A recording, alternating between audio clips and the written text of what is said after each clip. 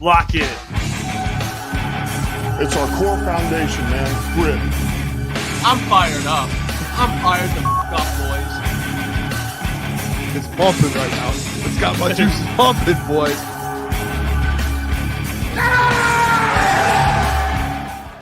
Welcome to Crunch Time Sports with Jeff Booner. Lucas, it is Tuesday, May 13th, and we are back. We got a packed show. And we have a special guest joining about 14 minutes. Can't wait. I'm fired up about it, man. We get to talk to the quarterback of the Michigan Panthers, Bryce Perkins. Chop it up with him. Get to talk about the season he's having. Some other questions. It'll be fun. John Morton spoke. Scotty Montgomery spoke. We have quotes. We have clips. We have things to get to. Trivia Tuesday. I'm excited, boys. I think your trivia was pretty good today. I think it was pretty good. I made it a little difficult. What is it today? It's NBA lottery / draft. More so, I would say NBA lottery and number one overall picks. I'd put it like that. All right. So we're doing some ball today. I know the one time we did March Madness, and I was like, "Who's the 13th overall pick?" It's really none of those. It's about lottery, how they played out, which teams have done it, and who was number one. Should be good, boys. That'll be interesting. Today. Yeah, that's gonna be a tough one. I like it though. We've been cruising through a lot of these sometimes. Right after I said I announced I'm no longer a part of the NBA family. I'm out on them after last night. After the shenanigans that happened in the NBA draft lottery last night, I was just like, I might be out on the NBA as a whole. Until, you know what? And I said I think as a show we should protest the NBA until Adam Silver's fired. Does that mean not talk? I don't know. Finally good again, man. The Pistons are am I the only one that last night kind of just like a little over the top? Like it was just like this sucks. Like I'll never again, and I loved the Mavs growing up. I'll never again be able to watch the Mavs without being mad ever. Like it's just gonna. Every time I turn the Mavs on, I'm gonna be like, I hate this franchise, like with the passion. Well, that's fair. Yeah, and it'll remind me of Adam Silver and everything. What about this franchise? Schedule release video just came out. What about this franchise? I mean, look at this. I can't wait for tomorrow, 8 p.m. tomorrow. Find out. Look at that. We're going to find out tomorrow about the schedule. I was expecting the full-on thing. I was like, did I just miss like the biggest news? Tomorrow at 8. We should. I was thinking about this, boys. We should probably maybe go live a little earlier tomorrow because the schedule release is at 8. So maybe we go live at like 7:45 or something because it like goes live right at 8. Yeah. I mean, they have the rumors coming out now, the speculation that the Lions could potentially be facing the Vikings on primetime TV to open up the 2025 NFL season. Lions, Vikings, primetime. Potentially. It's a rumor. Who knows? Probably not true. But I don't know. If this is true, I love it. I'm in for it, dude. Game? Oh, yeah. Yes, sir. I'm all in on that, man. JJ, rookie quarterback opening night in Detroit. I don't know if it's going to be prime time or not, but either way, whatever it is, I'm like, all right, give me the rookie. Yeah. I'd be excited too. How the last regular season ended. That's kicking it off, running it back. That'd be interesting. Minnesota to open this season, man. Yeah. It just, you know what it like, and you know, it's just from being a Lions fan. Whenever I see like a rookie quarterback or like a young quarterback that's making their first start against the Lions and JJ McCarthy, I always just think back to that Sam Darnold game with the Jets. It was probably the best game of his career. First play of the game was a pick six. It was either the Diggs or Quandre Diggs or Glover Quinn, one of the two. And then the dude just started balling out. So there is like a little like young quarterback has some potential with good weapons where I don't like it. But at the same time, J.J. McCarthy making his first start in Ford Field on prime time with Aiden Hutchinson and the boys. Kevin O'Connell, I'm pretty sure, has lost the last 4 matchups against Dan Campbell, 5 matchups. I'm pretty sure he's 5-1 the last 6 matchups. So I'd be very confident. Even though I think the Vikings will be a very good team, I think the Lions would win week 1 if that's the matchup. Yeah, I think they destroyed J.J. McCarthy and the Vikings. Spread should be like 7.5, and they might win by 2 touchdowns. And that's just me, though. The Johnny Mo show arrives week 1. Yeah, we'll get to Johnny Mo's comments. The timestamp you sent me, Boone, was for the J-Mo comment, but does he talk about the offense at the beginning of it? He does. I didn't get the it's okay, because all I have is the Corey video to talk about. Yeah, we could just use the Corey video for that, but we can use the other one for J-Mo. Yeah, that was the only one. We will get to that because Johnny Mo talked about the offense. J-Mo, we'll get to that later. So I'm fired up to hear Johnny Mo talk about it. I mean, he did. How long was his press conference? 15 minutes. Yeah, it was a good one too. Yeah, if you haven't watched it, we'll be covering it here. So I'm fired up about it. But yeah, the Vikings. I'll take the Vikings. I think it's the same thing. I made the point with the Bears, but it's not as you don't have the coach. You have a coach rivalry. It's not the Ben Johnson, Dan Campbell thing where it'd be really interesting. But you have a rookie quarterback compared to a second-year quarterback, but you still have a new offensive line. Gelling together. Mm-hmm. Game 1, week 1, which I think would favor the Lions there. That Lions defensive line. Assuming Hutch will be ready to go right away, be fired up, look pretty good. He'll wreck that game. So we'll see. I still prefer it to be the Bears, but if it's the Vikings, hey, I'll take it. I know Taron Arnold tweeted out and he said, you guys. Yeah, posted about it. He's like, just wait till you find out who we play tomorrow. He's like, nothing would make my heart happier. Yeah, I'm sure. Then week 1, watching Ben Johnson and Caleb Williams both just pout their way off of Ford Field. All this hype you hear about the Bears and Ben Johnson and Caleb Williams, for them to week 1 just taken out of the Lions, I think that would just be the perfect situation. I know you guys want the Eagles and winning in Philly. I want Ben Johnson and Caleb Williams to have their confidence deflated instantly, and we can see the same old Bears that we've been seeing for the last 10 to 15 years. I'm with Klotz on that, and I think I've heard a lot of people around the city like, who do they want to play first? And a lot of people are like, give us the Bears. So I feel like it should be the Bears. I feel like this Vikings league, and I'm not saying people are wrong, and it could be right. I just feel like it's just like it's one of those leagues where like maybe someone thought they heard something. It ends up being a wrong thing, and it's like, boom, it's the Chicago Bears. Well, I can't remember who it is in Lions Twitter. Oh, it's Lion King? No. Oh, what's the name? Has gotten it right like Lions every year. Yes, Lions royalty. Yeah, but I haven't seen it. Last year, he was like spot on. I mean, he got every game right. Every single game. That's what I'm saying. I haven't seen him post anything, though. Have you? No, I haven't checked. But we'll pull it up right now. It's the Lion King is the name. Oh, see, I got it. There you go. The only thing about the games that he has put is Lions Thanksgiving opponent will be either the Packers, Vikings, Giants, Bucks, Browns, or Steelers, which I think we already all knew. It's a lot of teams, then. Yeah. Yeah. I have heard rumors that it's the Steelers.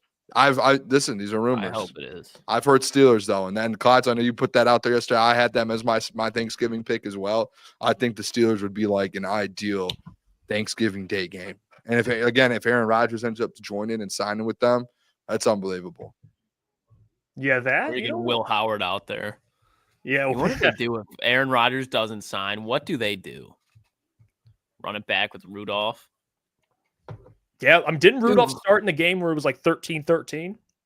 Yeah, that was one of the worst football games I've ever watched in my life. Tim Boyle versus Mason Rudolph? Yeah, Miles Killebrew was probably out there trying to make plays. Shout out Miles Killebrew. I remember him. That was Miles Will Harris. Killebrew. Will Harris days, too. Your boy. Don't need to bring that up. Will Harris, doesn't he start for the Commanders, Will Harris? We need to look at that because that could be a developing story that we talk about the Commanders, the Super Bowl contenders. There will never be a Super Bowl winning team with Will Harris starting in your defense. Am I thinking of someone else? No, he's not. No, they signed him. He's their starting safety.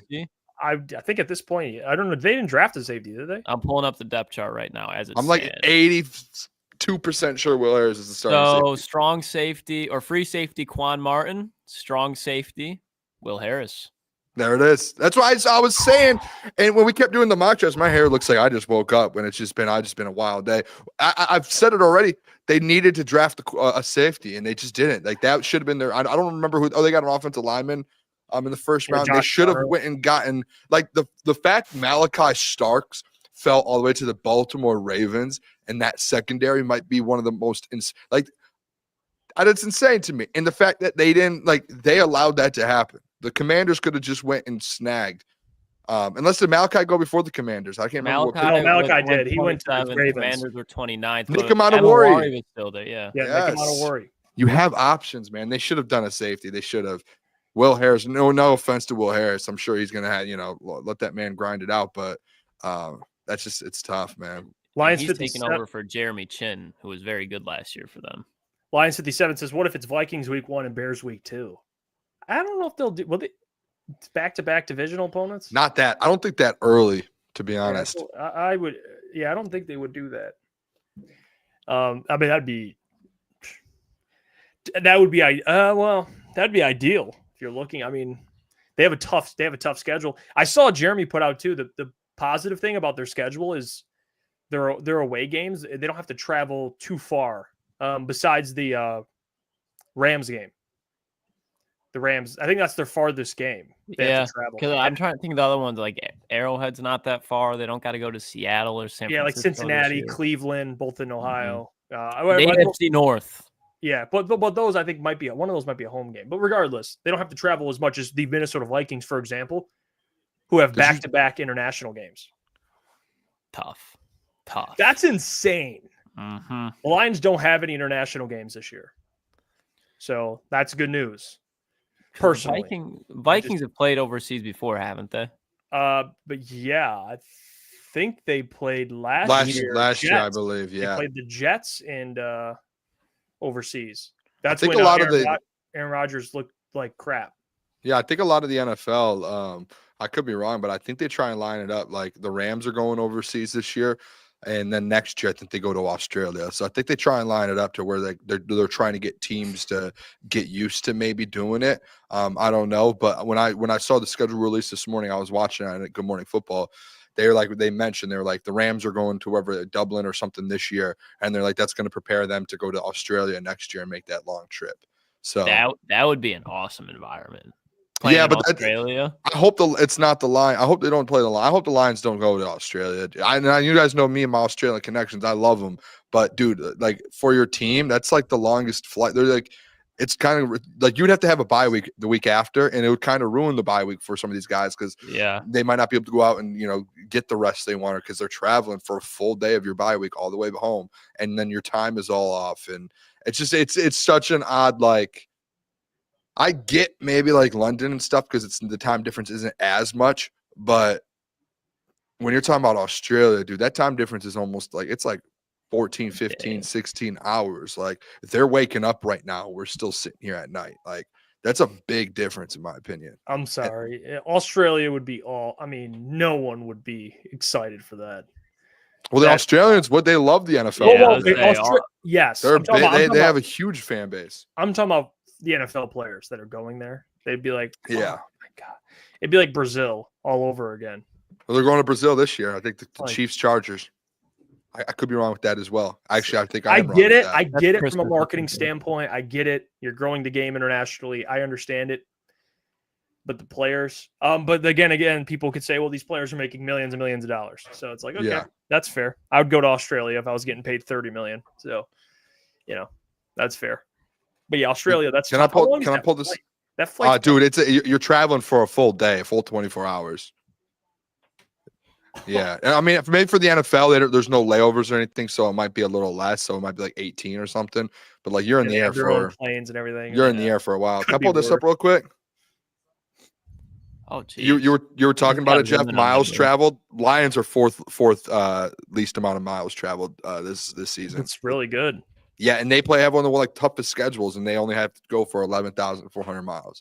Like that's huge. I feel like that's big compared to the Chargers. The Chargers are by far 34,000, 37,000 for the two LA teams. 3,000. It's crazy. Where are the Bengals going? I mean, my gosh, dude. They're playing like all East Coast games. You do have to think the guys on the East Coast and the Midwest, they don't have, if you're not going out to the West Coast, you're probably just boom, boom, boom, boom, boom. Yeah, like the Lions are not going too far. Yeah. Yeah. That's insane. Both LA teams traveling. I mean, Seattle, West Coast, for San Francisco, West Coast. It's because those teams are all playing similar. They're playing the division on the other side of the country. Because Seattle, Rams, 49ers, and where's Arizona? Well, they're 20,000, but still. Dang, man. Yeah, that matters. I don't care what anybody says. It matters to travel that much. Shit weighs on you. It's got to be tough. Again, you're getting paid millions, so it can't be that tough. But in terms of winning games, definitely something you have to think about there. Dark Flame says, when I was stationed in Hawaii, I flew to Australia, and it was 10 hours from Honolulu to Sydney. It's 6 hours from Honolulu to LAX.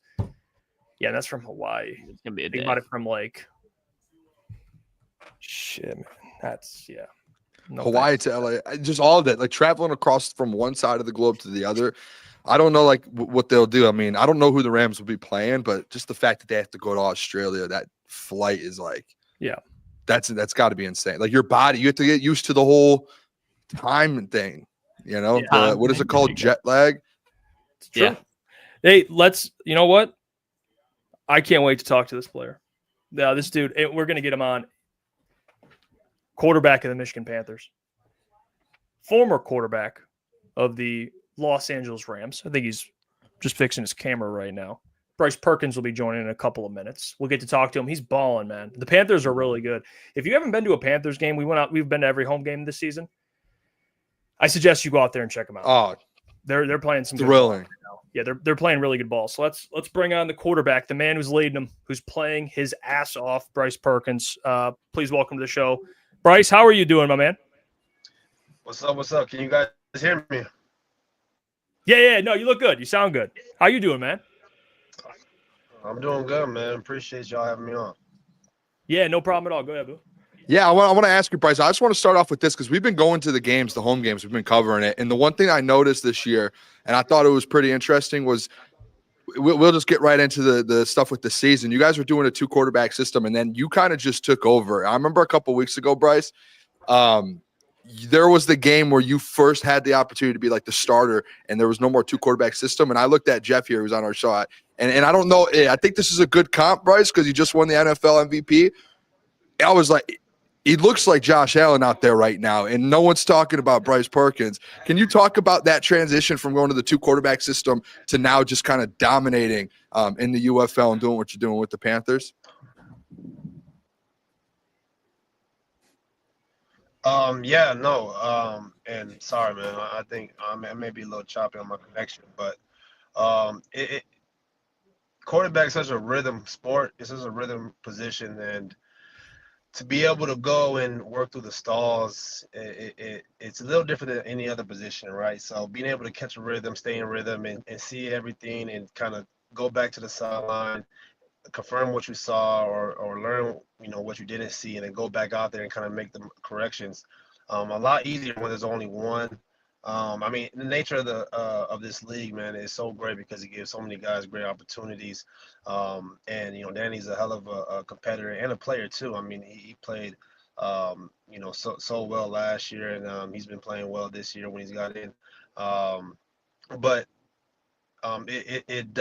It helps the rhythm out, as a player, as a quarterback, to be able to go in and continue to, go out drive for the drive, because when those stalls do happen, and sometimes they do happen in the game, you're able to work through those. Yeah, I mean, I would say you're working through those, Bryce. I mean, you're in the MVP conversation. You're third in passing yards, second in passing touchdowns, third in rushing yards, and first in rushing touchdowns, which is ridiculous. Panthers are 5-2. You guys are on a 2-game win streak, battling for the top seed. Can you just kind of talk about what got the Panthers, what's kind of clicking on all cylinders, including just the way you're playing this year, man? You're playing excellent. So can you kind of dive into what's been behind, what's the recipe for all of that? Yeah, I think each position group, offense and defense and special teams, we do a great job of taking accountability in our room, right? And then coming together, as a team, as a collective, to be able to play together and play well. I think everybody does their job extraordinarily well. And we do a great job of talking on the sideline too. It's something that we knew coming to the season, with a lot of guys coming back, that we had the opportunity to do something special, and kind of just playing to that and continue to push through. And we came together, after the week 2 loss, and we didn't wait, for things to build up, as the season goes. But we addressed a lot of things early on, and for us to be at our best and to do the things that we want to accomplish, we knew what kind of team we had to be. We knew the physicality level, the execution level, and guys just making plays, man. I think a lot of my plays get highlighted, but there's guys in the trenches, guys on the outside that make plays all over the field all day, and without those guys, none of it's possible. So I think guys just take a huge accountability in their own craft and how that fits in their goals too, how their goals and their craft fits into the grand scheme of the team, right? And we know in the league like this, winning solves everything. So the more you win, I think everybody gets a better opportunity. And Bryce, appreciate you coming on the show. That leads perfectly into my next question. I've been watching the games, and you've obviously been balling out. You can do it with your legs, but you've been getting the guys going through the air as well. And somebody that I wanted to ask about is Malik Turner, because when I'm watching him, he's just a big receiver on the outside that's making strong contested catches. Can you talk about, as a quarterback, what it's like to have a target out there like Malik that's making the plays that he is? Yeah, no, Malik's awesome. He's also my roommate too. He lives in Arizona, from Arizona, and when he got signed, we were working for about 2 months together. He's a player that wants to get better. He always, asks, and he actually, texted me today and is like, "Yo, are we watching anything on film today? Let me know so I can come down and watch with you." So, I mean, his passion for the game, his want to just be the best who he can be. It definitely shows up on tape. He's a competitor and he cares for his teammates too. If you ask any guy on the team, he definitely cares about the well-being and the play of everybody, on both sides of the ball. He'll go on defense and be like, and say, hey, let's get a good look here, and he definitely does his part too at being coachable and wanting to get better. And it shows up on film. He's such a reliable target. And he can run routes, he can block, he can, does a lot of different things well. So, he was a great addition to the team. Yeah, Bryce, you've played for different coaches. You've had success with different coaches. But I'd like to ask you, you played in the NFL. You played for Sean McVay. Can you kind of talk about that time and what you learned from him? Because, I mean, him being one of the brightest offensive minds in the league, just kind of talk about your perspective, what you kind of learned from that experience and some of your takeaways from playing from under a guy like that. Yeah, I mean, Coach McVay, great play caller, great, coach. How he dials up, schemes up plays, it's unmatched. And as when I first got in, my head was spinning, and it took a couple of years even, to really get my bearings within the offense, just because how complex it was. And then, Matthew Stafford and Jared Goff are both great players who, play a lot of ball. And, when they're in, things is going a million miles per hour, and you just have to kind of get your foot in and figure it out on the fly. But you definitely come to appreciate when you figure out the why. Why are we doing these things here? Why is protection this? And as a young player, to see Matthew Stafford, Jared Goff, like those guys kind of go through the offense and kind of talk about it. It gives you a lot of confidence, as you're knowing where and who's teaching you.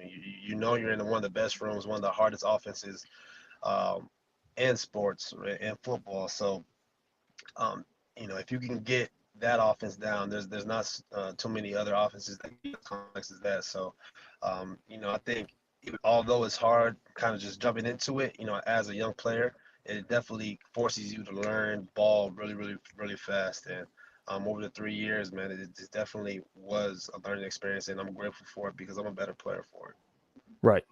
Hey, Bryce, I want to throw out there this kind of 2-in-1 question a little bit, just kind of going off of the Sean McVay question and the kind of, playing under a coach like that. I kind of want to get your outside perspective. I know, obviously, he being a part of the Michigan Panthers here in Detroit with Dan Campbell. Want to get kind of your outside perspective of what, Dan Campbell and what the Detroit Lions are building, and then kind of follow that as well. We were at the game. Jeff and I were there a couple weeks ago. The fans love you in Detroit. I'm just going to be quite frank. You're running on the sidelines after the game, and the fans loved you. Have you had any conversations with any teams? And I guess specifically, like, have the Lions reached out at all because of, obviously the Jake Bates relationship from last year? Everyone I saw on Twitter, a lot of people being like, Hey, Bryce Perkins needs to be the Jake Bates of last year, and the Lions cannot let him out of the city. Like, keep him in Allen Park. Have you had those conversations? And as well as, what is your perspective of Dan Campbell? Yeah, I think Dan Campbell is doing a great job. I love the passion he brings, and he's totally 100% authentic. And for players, you can tell when a coach is truly authentic in what they do and preach, and allows you to be able to want to play and want to strive for that coach. And I think what he's done so far is amazing. And I know that he's not done. I know those guys, play for him. Give up a right leg for him, and I think as a player, man, it's so special to have coaches like that because they understand too. And he was a former player too, so he gets the struggle, he gets the pain, he gets the ups and the downs of players, and to be able to do players like that is amazing. And you see, man, his guys play hard, they play and they're aggressive too, going on fourth down and doing everything to win the ball game. So very special, man. And also just kind of speaking on that is I think Jared Goff is a great dude, great quarterback. I reached out to him before I came out here not too long ago because there was a kid I knew that kind of reached out and was in a serious car accident. And I haven't talked to Jared in about a couple of years. We train sometimes in California at the same spot, so I see him and say what's up. But truly haven't talked to him in a few years, and I reached out to him and was letting him know about the situation with the kid in the car accident. And I was like, yo, man, I was like, I know we haven't talked, but this kid is he's in pretty bad shape, and he was a huge Rams fan, a huge Jared Goff fan when we were there. He would love for you to send, if you could send something to him to get well. And he did it too. So my love for Jared Goff and what's Dan Campbell doing, man, it is tremendous. I'm so happy that Jared Goff is doing well over there. And I'm not sure. I kind of tell my agent not to really, tell me those things. I try to keep as focused mine as possible. I love Detroit. My brother played for Detroit a little bit, just for a brief stint. When he got traded from the Giants, Paul Perkins is running back for a little while. And I love, Ford Field is amazing. But I try to, as much as I can, be one foot in front of the other right now. Because everything will play out at the end how it's supposed to. So for me, it's just doing what I can for these guys to put winning product out there, staying healthy, and give us the best chance to make this run at the title. And Bryce, you lighten up the UFL right now, and obviously you're in the NFL competing, but I know you for being a Virginia Cavalier, man. When you were in college, you were electric, one of the best dual threat quarterbacks there was. You're throwing for 378 yards, 3 tutties against UNC. What was your favorite moment while playing at Virginia, being the quarterback there? Man, yeah, it definitely had to be beating Virginia Tech, and we haven't beat them in 15 years, and how we beat them was one of the most special moments, and it kind of felt like a movie type ending, right? And it was year before we rallied back at their place. If anybody hasn't played in Blacksburg, it's very electric. The Enter Sandman is crazy, but went down there, rallied back 14-0, and then had an overtime, fumbled at the last in overtime, and they got the ball, end up winning. Having to wait a whole nother year, and then to be able to get them back at our home, was something special for me, but also for the city of Charlottesville too, because how important that game was and still is to the city, to be able to come out there and defeat them after so long. It was definitely something special that I was blessed to be able to be a part of. Yeah, Bryce, we appreciate the time, man. Good luck for the rest of the season. We know you got a busy schedule, man. You chose to join us today, so it doesn't go unnoticed. We appreciate you, brother. Good luck. We'll catch you out there back at Ford Field and keep crushing. Couple weeks. All good luck to you. Man, appreciate y'all, man. God bless, and one more home game, for us over there, and we're gonna bring some good energy and good juice to the city, man. So That's what I'm talking Let's about. go. thank you. Let's get fired up a little bit. All right, we'll talk Can't to you wait. soon, my friend. There you go, getting us fired up. Bryce Perkins, joining Shout the out to program, him. talking to the fellas. Just a real genuine dude, man. Root for him. He's a good, hell of a player, dude. I'm Watch pumped him out up there. for the next home game. I'm ready to get out there, man. Yeah, I'm not me gonna too. lie. I can't wait, man. When they play, I mean, they were on the road, they won. They play at home in 2 weeks, a week? Couple weeks on a Saturday, I believe it is. I'm pumped up too. Jeff, I remember at the moment I saw Bryce was made. You walked to the bathroom. This guy threw a guy just was about to get sacked by a nose tackle and threw him on the ground. Spins out of it, runs for a first, or no, it gets a pass out, and then you come back, sit next to me. He makes another play. I look at us. We need to get this guy in Detroit. Bryce Perkins needs to be in Detroit. We're talking about these quarterback battles in Detroit. I can't remember who said it, but it's how is Bryce Perkins not playing in the NFL? And there are some guys right now that are playing in the NFL. I think Bryce Perkins needs a job. He should have a job, especially after what he's done. Yeah, especially after what he's done the last month. It's get this. I love the fact too that he just tells his agent, "Don't tell me." Once the season's over, we can handle that because training camp's not until August, or July. So he's just let's finish the season and then we'll get around to that. I can almost guarantee that man will be playing in the National Football League in 2025. Hey, Schiff. Who you taking? Hendon Hooker or Bryce Perkins? Bryce Perkins. I'm taking Bryce.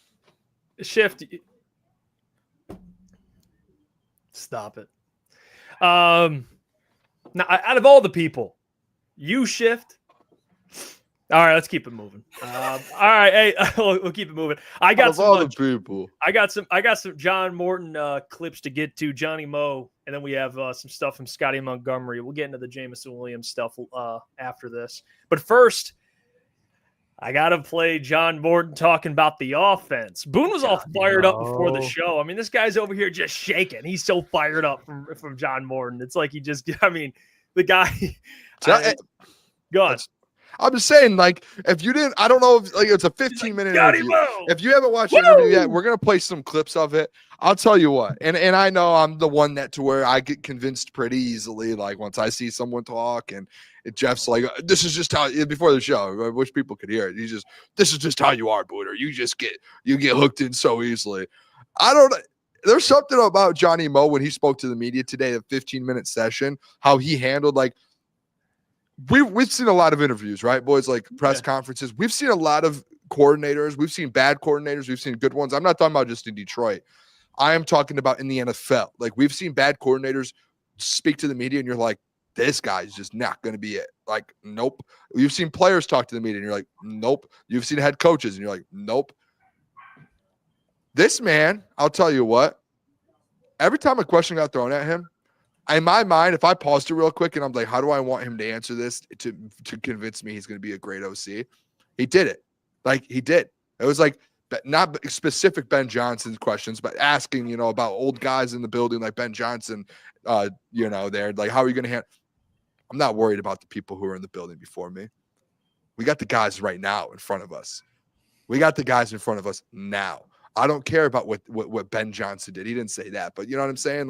It was just everything he was talking about, man. We're going to run the offense the same. And there was a clip, and you know what? I'm going to send it to you here in a minute while this one's playing. I'm going to clip it because I already clipped it. I just got to send it of him talking about him being here before. Everything we talked negative about Johnny Moe and the Johnny Moe show, he shut it all down today. All right.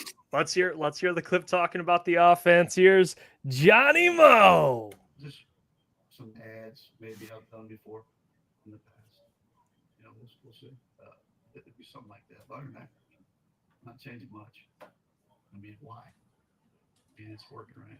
So that would be the smartest thing to do. No, it's just about techniques and certain things. How I talk, how I see it, how I'm teaching them concepts. Why we're calling them this. It might be something they've never heard before because I'm teaching everybody how you teach the quarterback. So I think that's important. Why we run this play. Well, they should know. You know what I mean? So I think when you do that, when I used to coach the Whitehouse, I used to teach them how the quarterback see the read. When you do that, the game slows down for you. You play a lot faster. You say that. Yo, by the way, that sound louder to you guys or no? No. No, it was whatever.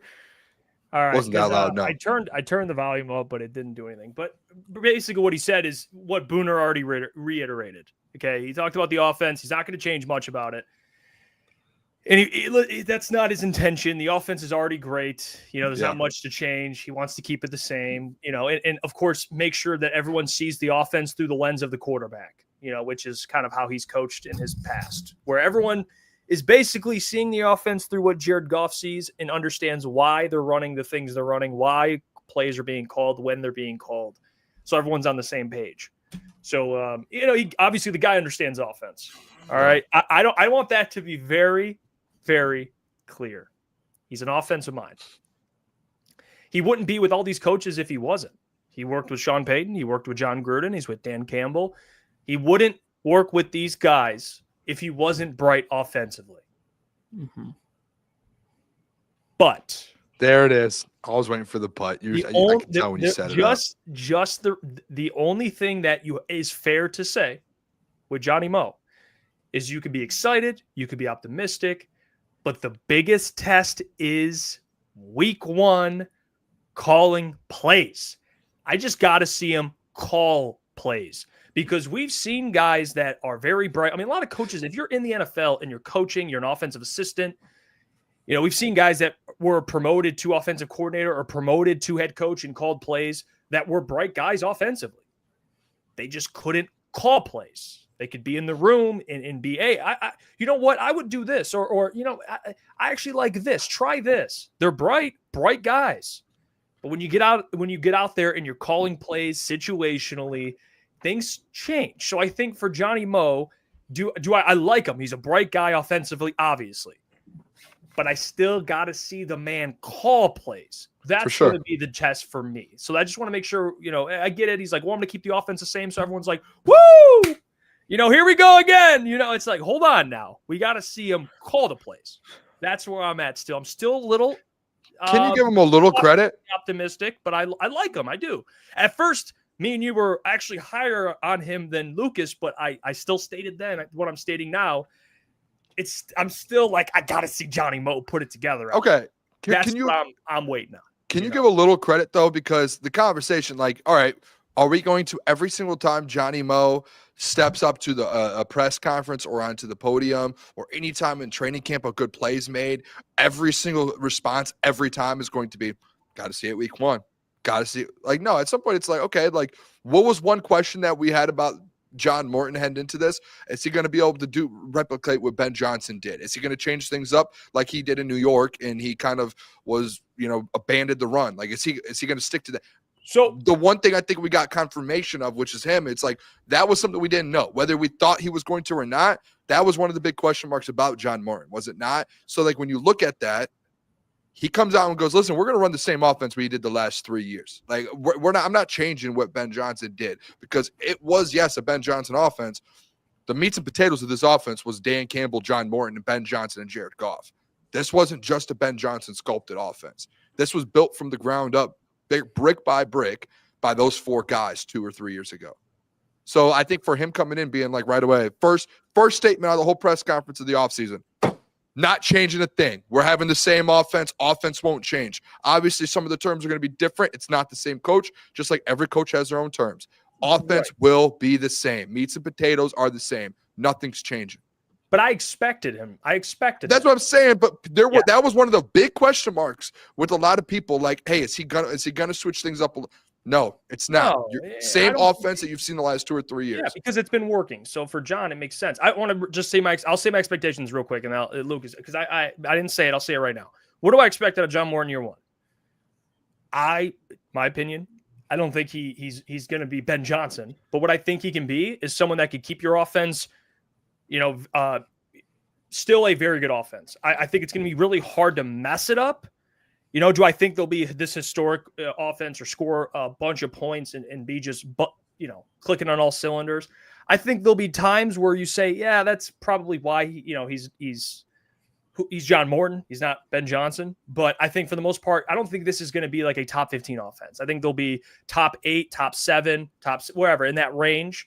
And that's perfectly okay because the biggest thing for me is just this defense. If you can get this defense significantly higher, then you're in a good spot to try and win the Super Bowl. But that's my expectation. I don't think it'll be this high like they were last year, whatever. But I still think they'll be good. And I think that's fair to expect from John Morton. I don't think he's going to mess it up or anything. I just don't think he'll be, here's another historic offense. Just trying to temper those expectations. Just my opinion on that. Real quick. Javi Baez is on a fucking tear. He just hit another homer. But you got a homer? Yeah, another homer. Tigers are they winning? Now 6-4. Yep. Tigers are up 6-4. Good. But, and I'm trying to think of a way to say this clearly. Because I really do not give a damn, truly, do not care where the Lions rank offensively. If they're going to be a top 10 offense, that's just clear, okay? I don't think they need to be top 5 like they were last year. I think the matters most with John Morton is that he keeps Jared Goff playing at the level that he has been. Because I think offensive coordinators, quarterback, head coach, those 3 are what pretty much make or break your offense. If they're not all clicking on the same cylinder, have trust in each other, you're going to be able to see it. I think you see prime examples where one, obviously Jalen Hurts with Brian Johnson, but another situation where it turned out better is if you look at, for example, Baker Mayfield this year. He had Canales, leaves, and he was playing good with Canales, but then now Liam Cohen comes in. It's pretty much the same offensive personnel. They did get Bucky Irving, which helps. But you see Baker Mayfield transcend and have a career year where Baker Mayfield last year was a top 10 quarterback and legitimately a top 10 quarterback, not just one that was playing like one. He went into Ford Field, beat the Detroit Lions with Aiden Hutchinson. But my point being with John Morton is where I think a lot of people, especially me, get the concern is where it's not even directly on John Morton, but and he's familiar with Jared Goff, but to get the best out of Jared Goff, because for this Detroit Lions team to make it to the Super Bowl, to win the Super Bowl, Jared Goff has to be playing at his highest level. That's the whole reason. Jared Goff would be playing at a high level, but then Sean McVay would be like, what is this Jared Goff that I'm seeing right now? And there was times when he's hurt, but then there's times where he's healthy, and the Rams are like, we can't win a Super Bowl with this guy. So my concern is that we can see that glimpse of Jared Goff. That's what I think makes or breaks it. Not to say that we're going to, but I don't give a damn about where they rank offensively in yards, turnovers. All I want to make sure is Jared Goff is the same Jared Goff that he's been for the last 2 or 3 seasons. Again, doesn't have to be statistically. Let's say he threw for 5,000 yards last year. He doesn't have to go out there and throw for 5,000 yards or 4,800 yards. Jared Goff has to be operating at elite level, keeping this offense ahead of the chains, handing the ball off, play action, setting it up down the field. Just continue to be the facilitator that he has been, because if that's not the case, doesn't matter who the Lions have on defense. If Jared Goff is not playing like Jared Goff has over the last 2 to 3 years, you're not winning a Super Bowl. So just keeping the level of Jared Goff's play very near the same that it has been over the last couple of years. Not even talking about production. Efficiency is what I'm talking about. The Baker comp's fair. I'm not to compare the quarterbacks, but the different OCs. I think that's because Baker, they lost Canales, and everyone was like, oh, and then Liam Cohen stepped in. That's obviously ideal, that you get. And not only that, but he was better than Dave Canales. So it's is that gonna? I personally no, but that would be amazing if John Morton comes out and it's oh yeah, hold my beer. Top 3 offense. Ben Johnson. We're averaging 30 this year. Chicago falls, Ben Johnson falls, Johnny Morton and Detroit rise from the ashes yet again. Yeah. I mean, it could happen. I don't know. Listen, I don't think it too, to that point with the Jared Goff stuff. I don't think it's again, I think it goes back to, and I kind of agree with Klotz on it, to where it's Jared Goff, your offense and your Super Bowl chances depend on your quarterback, especially in this league. It's a quarterback's league, right? You can have the best defense, everything, but again, we saw in the Commanders game, if you have 4 turnovers, you're not going to be in the game. Yeah, you're screwed. Right? You're done. And that's not a knock at Jared Goff. That's just in general in the NFL. Any game, if you have 4 or 5 turnovers, that Texans game should have lost. That was such a one-off where you come back and win that. Where obviously you've seen the Commanders game, you just never had a chance because of it. And I think the one positive with John Morton, and I'm just going to keep going back to this as well.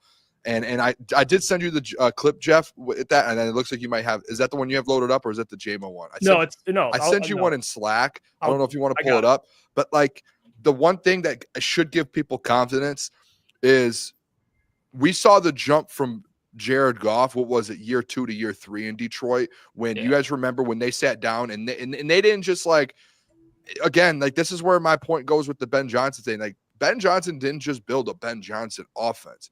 They sat in a room in the offseason, and in that room was John Morton, Jared Goff, Dan Campbell, and Jared Goff. And those guys, I said Jared Goff twice, those guys sat in that room and they formed a Jared Goff offense. Like it wasn't a Ben Johnson, yes, obviously, but like John Morton was in that room and he was here when they built this offense that just had 2 of the greatest offenses seasons that you've seen in NFL history.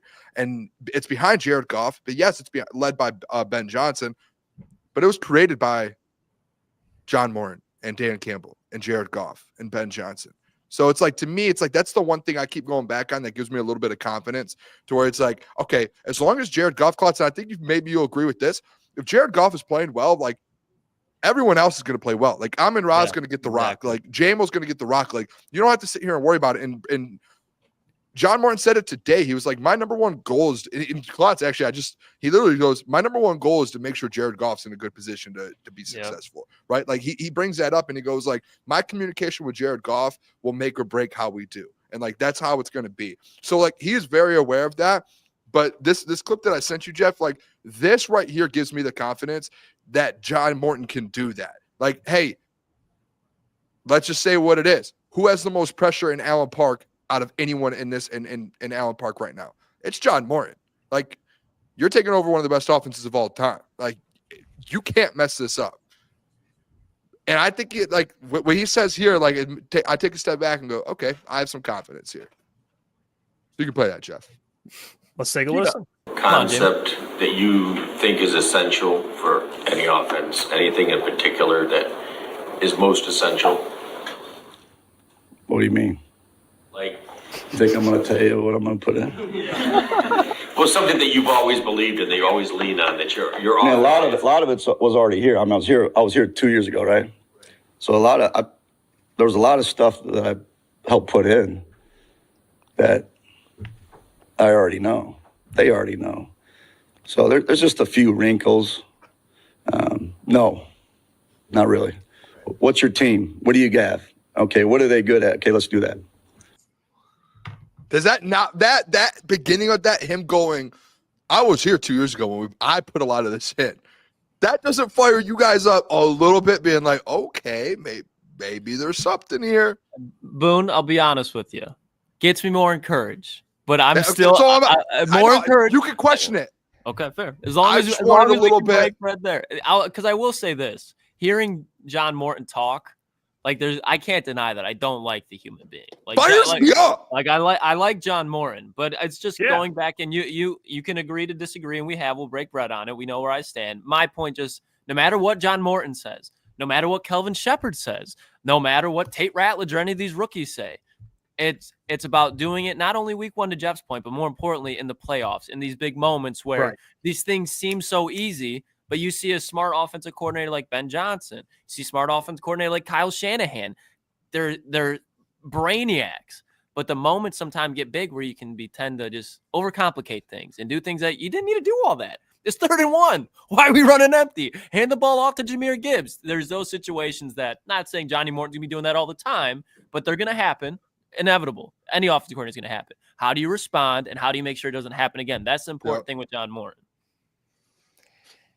I'm not gonna say it doesn't. Listen, I love it.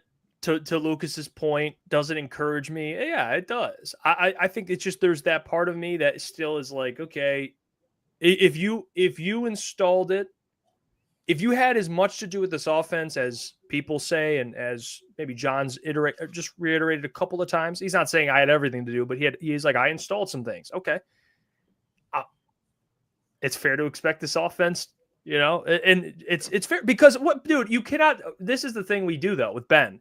He wasn't perfect. There's times where it's like, okay, well then, that's fair to expect that from John Morton. It's like, well, he's going to have games where maybe he doesn't look as great. I think that's every OC. Exactly. Unless you're the best in the game, like even Sean McVay, he has games where he's bad. Exactly. He's not going to be perfect. That's not what I'm expecting out of John Morton. I think it's just. Yeah. I don't know. I just the thing that frustrates me is I think people try and I'm not saying you guys. I see it sometimes, and it does frustrate me. Where I get Ben's with the Bears, but people try and the discredit. 15-2 people.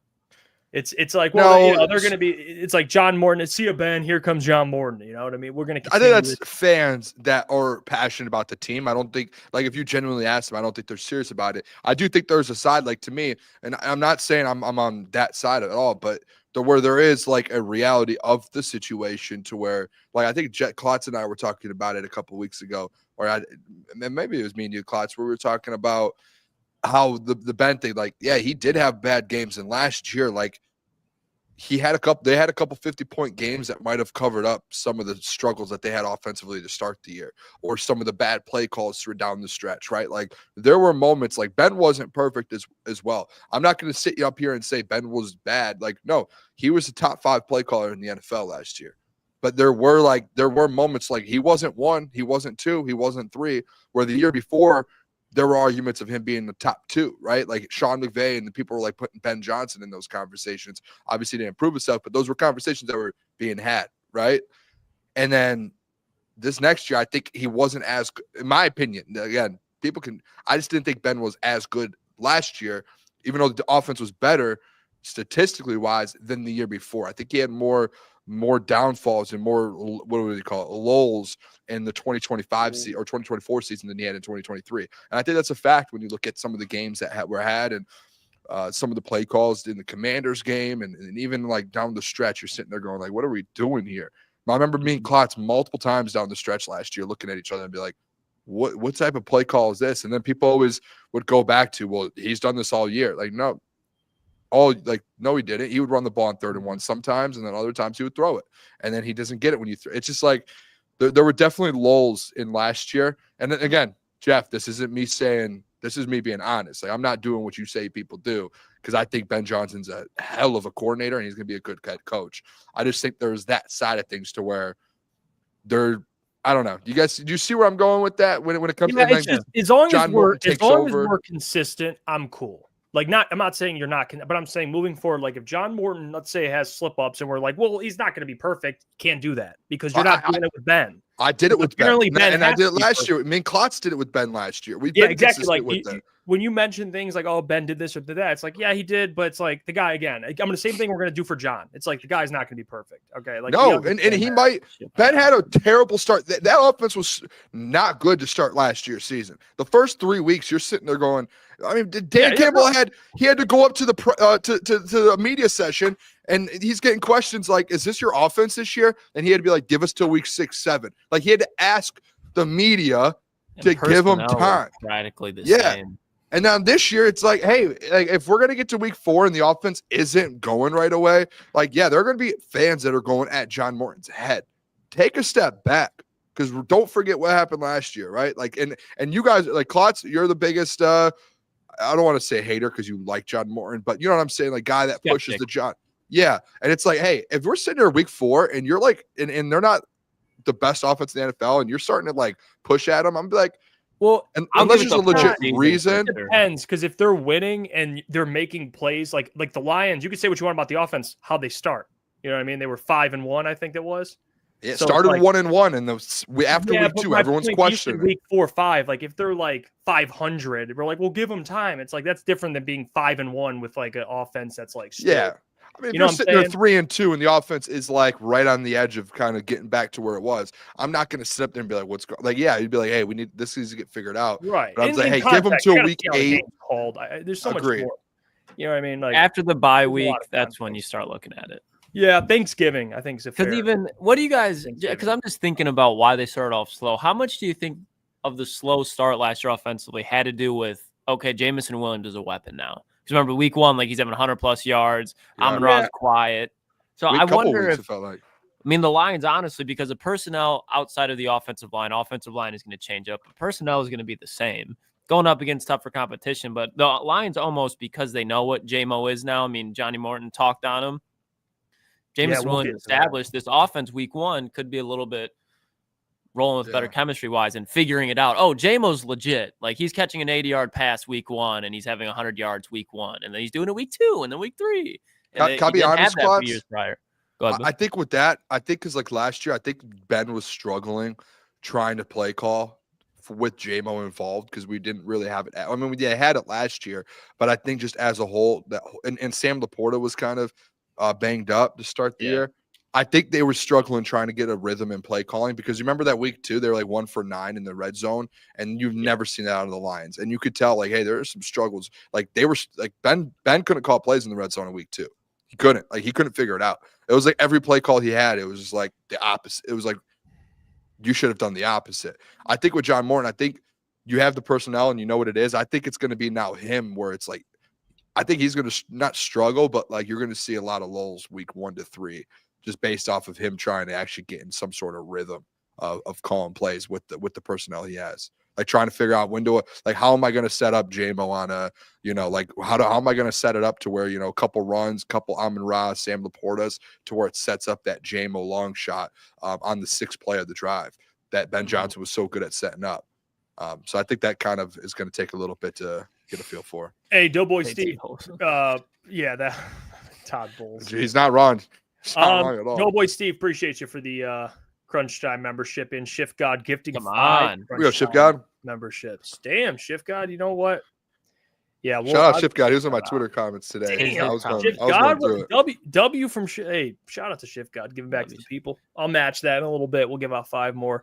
But here's John Morton on Jameson Williams. Let's take a listen to Johnny Moe here. Let me get this volume right. All right. Not too much time on the field. What are your first impressions of him since you've been back in the building and working with him? Unbelievable. Just unbelievable. When I first got here and he came in to see me and we had a chat, and this is how I'm painted a picture. This is what you need to do. This is how I see it. He has been unbelievable. Unbelievable. In the meetings, attention to detail. I mean, I'm so excited and to see him this year. It's going to be a breakout year for him. So I can't wait. I just can't wait, man. The pillars of the culture here is collaboration, John. Do you hear after the questions the typing? It's like 100 Jeffs in that room. Or something. Probably only 3, Boone. It's only There's 3 Jeffs. Well, he's not typing. Okay, it's one moment. All right, what are we doing here? Oh, you want to talk about moments? All right. I got a moment on Friday. Anyway, go on. What were you saying? Boone wasn't here on Friday. Yeah, what moment, Jeff? Jameson Williams. Let's what get moment? Ty Lue had a moment. Remember from getting walked over rather than winning a title. What'd you say? Ty Lue had a moment. Could say the one with the Cavs, but you remember Ty Lue from getting stepped over by AI, not from winning a title, LeBron. Everybody has moments, Jeff. By the way, can I say this is very off topic? And I know we were talking about JMO, and we could play that again. I watched the Gilbert Arenas documentary last night. Did you guys ever? I want to watch it. I want to watch it. So good, dude. I had no clue like the story behind all of it. Like obviously I knew what happened, but like the details of everything that actually how it went down. You guys should watch it tonight. It's an unbelievable documentary. But John Morton saying breakout for Jameson Williams. I when I heard that, I go, what would a breakout from a player who got 1,000 yards look like? I had to think about that one. And I think the only answer is to say that he's a Pro Bowler. I think that would be probably the next step for him, to be a Pro Bowler, because he's already a 1,000-yard receiver and he was suspended for 2 games. So think about that for a second. I think this is my thing on the JMO breakout. John Morton, from what I've read, and typically he's a guy played under some coaches or coached under some coaches. They like to push the ball a little down the field. Not saying they're going to do that all of a sudden a bunch, because he's going to look at the offense who they have and create an offense, or at least keep the offense what it is to cater to Jared and what his strengths are. They're going to have deep balls to Jameson Williams. And they know who JMO is now, obviously, after the year he had. And I think Johnny Moe's fired up to have a weapon like him. So I think the whole breakout stuff, do I think he gets like, I saw in the chat here, Terrell, no, wait, was it Terrell? Yeah, Terrell said 1,410.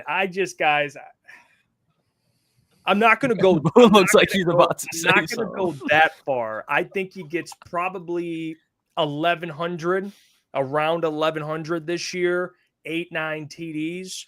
And I think that could be enough to get him maybe he'll make the Pro Bowl. I think he has a good chance to make the Pro Bowl with those numbers, man. I mean, all right, Jeff. So I would say that I don't think if we're talking bigger than that, I disagree. I don't think so. Just given how many weapons they have. But I think that's what I expect out of JMO this year. And a Pro Bowl year would be a breakout year for him. So okay. I want you, Jeff, and I want to what's the word I'm looking for? I want to do it like an experiment with you. Exercise? An exercise. Say it with your chest. Say it with your chest. Let's not say that Jameson Williams will be a Pro Bowl wide receiver with your chest. I want you to say it. And see, there it is. There it is. Get him off the screen. Get him off the screen. I don't want him on the screen. This is like John Gruden telling the quarterbacks to do the cadence. I don't want this guy on the screen right now. How do I take this guy off the screen? There we go. Thank you removed yourself. what are we doing here? No, guys. This is not to say that it's ridiculous. JMO, I think he'll have similar numbers to what he had last year, but to say that guarantees a Pro Bowl, I'm not going to say that. I all right. This is where I'm at with it too. And unless you think it's more than that, maybe I'm all. Tell me what you think. No, I'll tell you what I think, and hopefully maybe you get to see my Twitter today because I tweeted it out after I've heard all this hype from John Morton. Jameson Williams, Jeff Iafrate. I'll say it with my chest. Jamo will be a Pro Bowl wide receiver for the Detroit Lions this year. Lock it in. He will be a Pro Bowler. You will have 2 Pro Bowl wide receivers on this offense in 2024. And Jeff, you threw the numbers out there, the 1,100. I think that's a guaranteed lock for Jamo. He had 1,000 this year off 58 catches, and he only played in 15 games. If he plays in all 17 games and stays healthy, you're looking at a guy that's going to go out there and get almost 1,200 yards. Like, do you want me to name the guys that had 1,200 yards, Jeff? Jamar Chase, 1,700. Justin Jefferson, 1,500.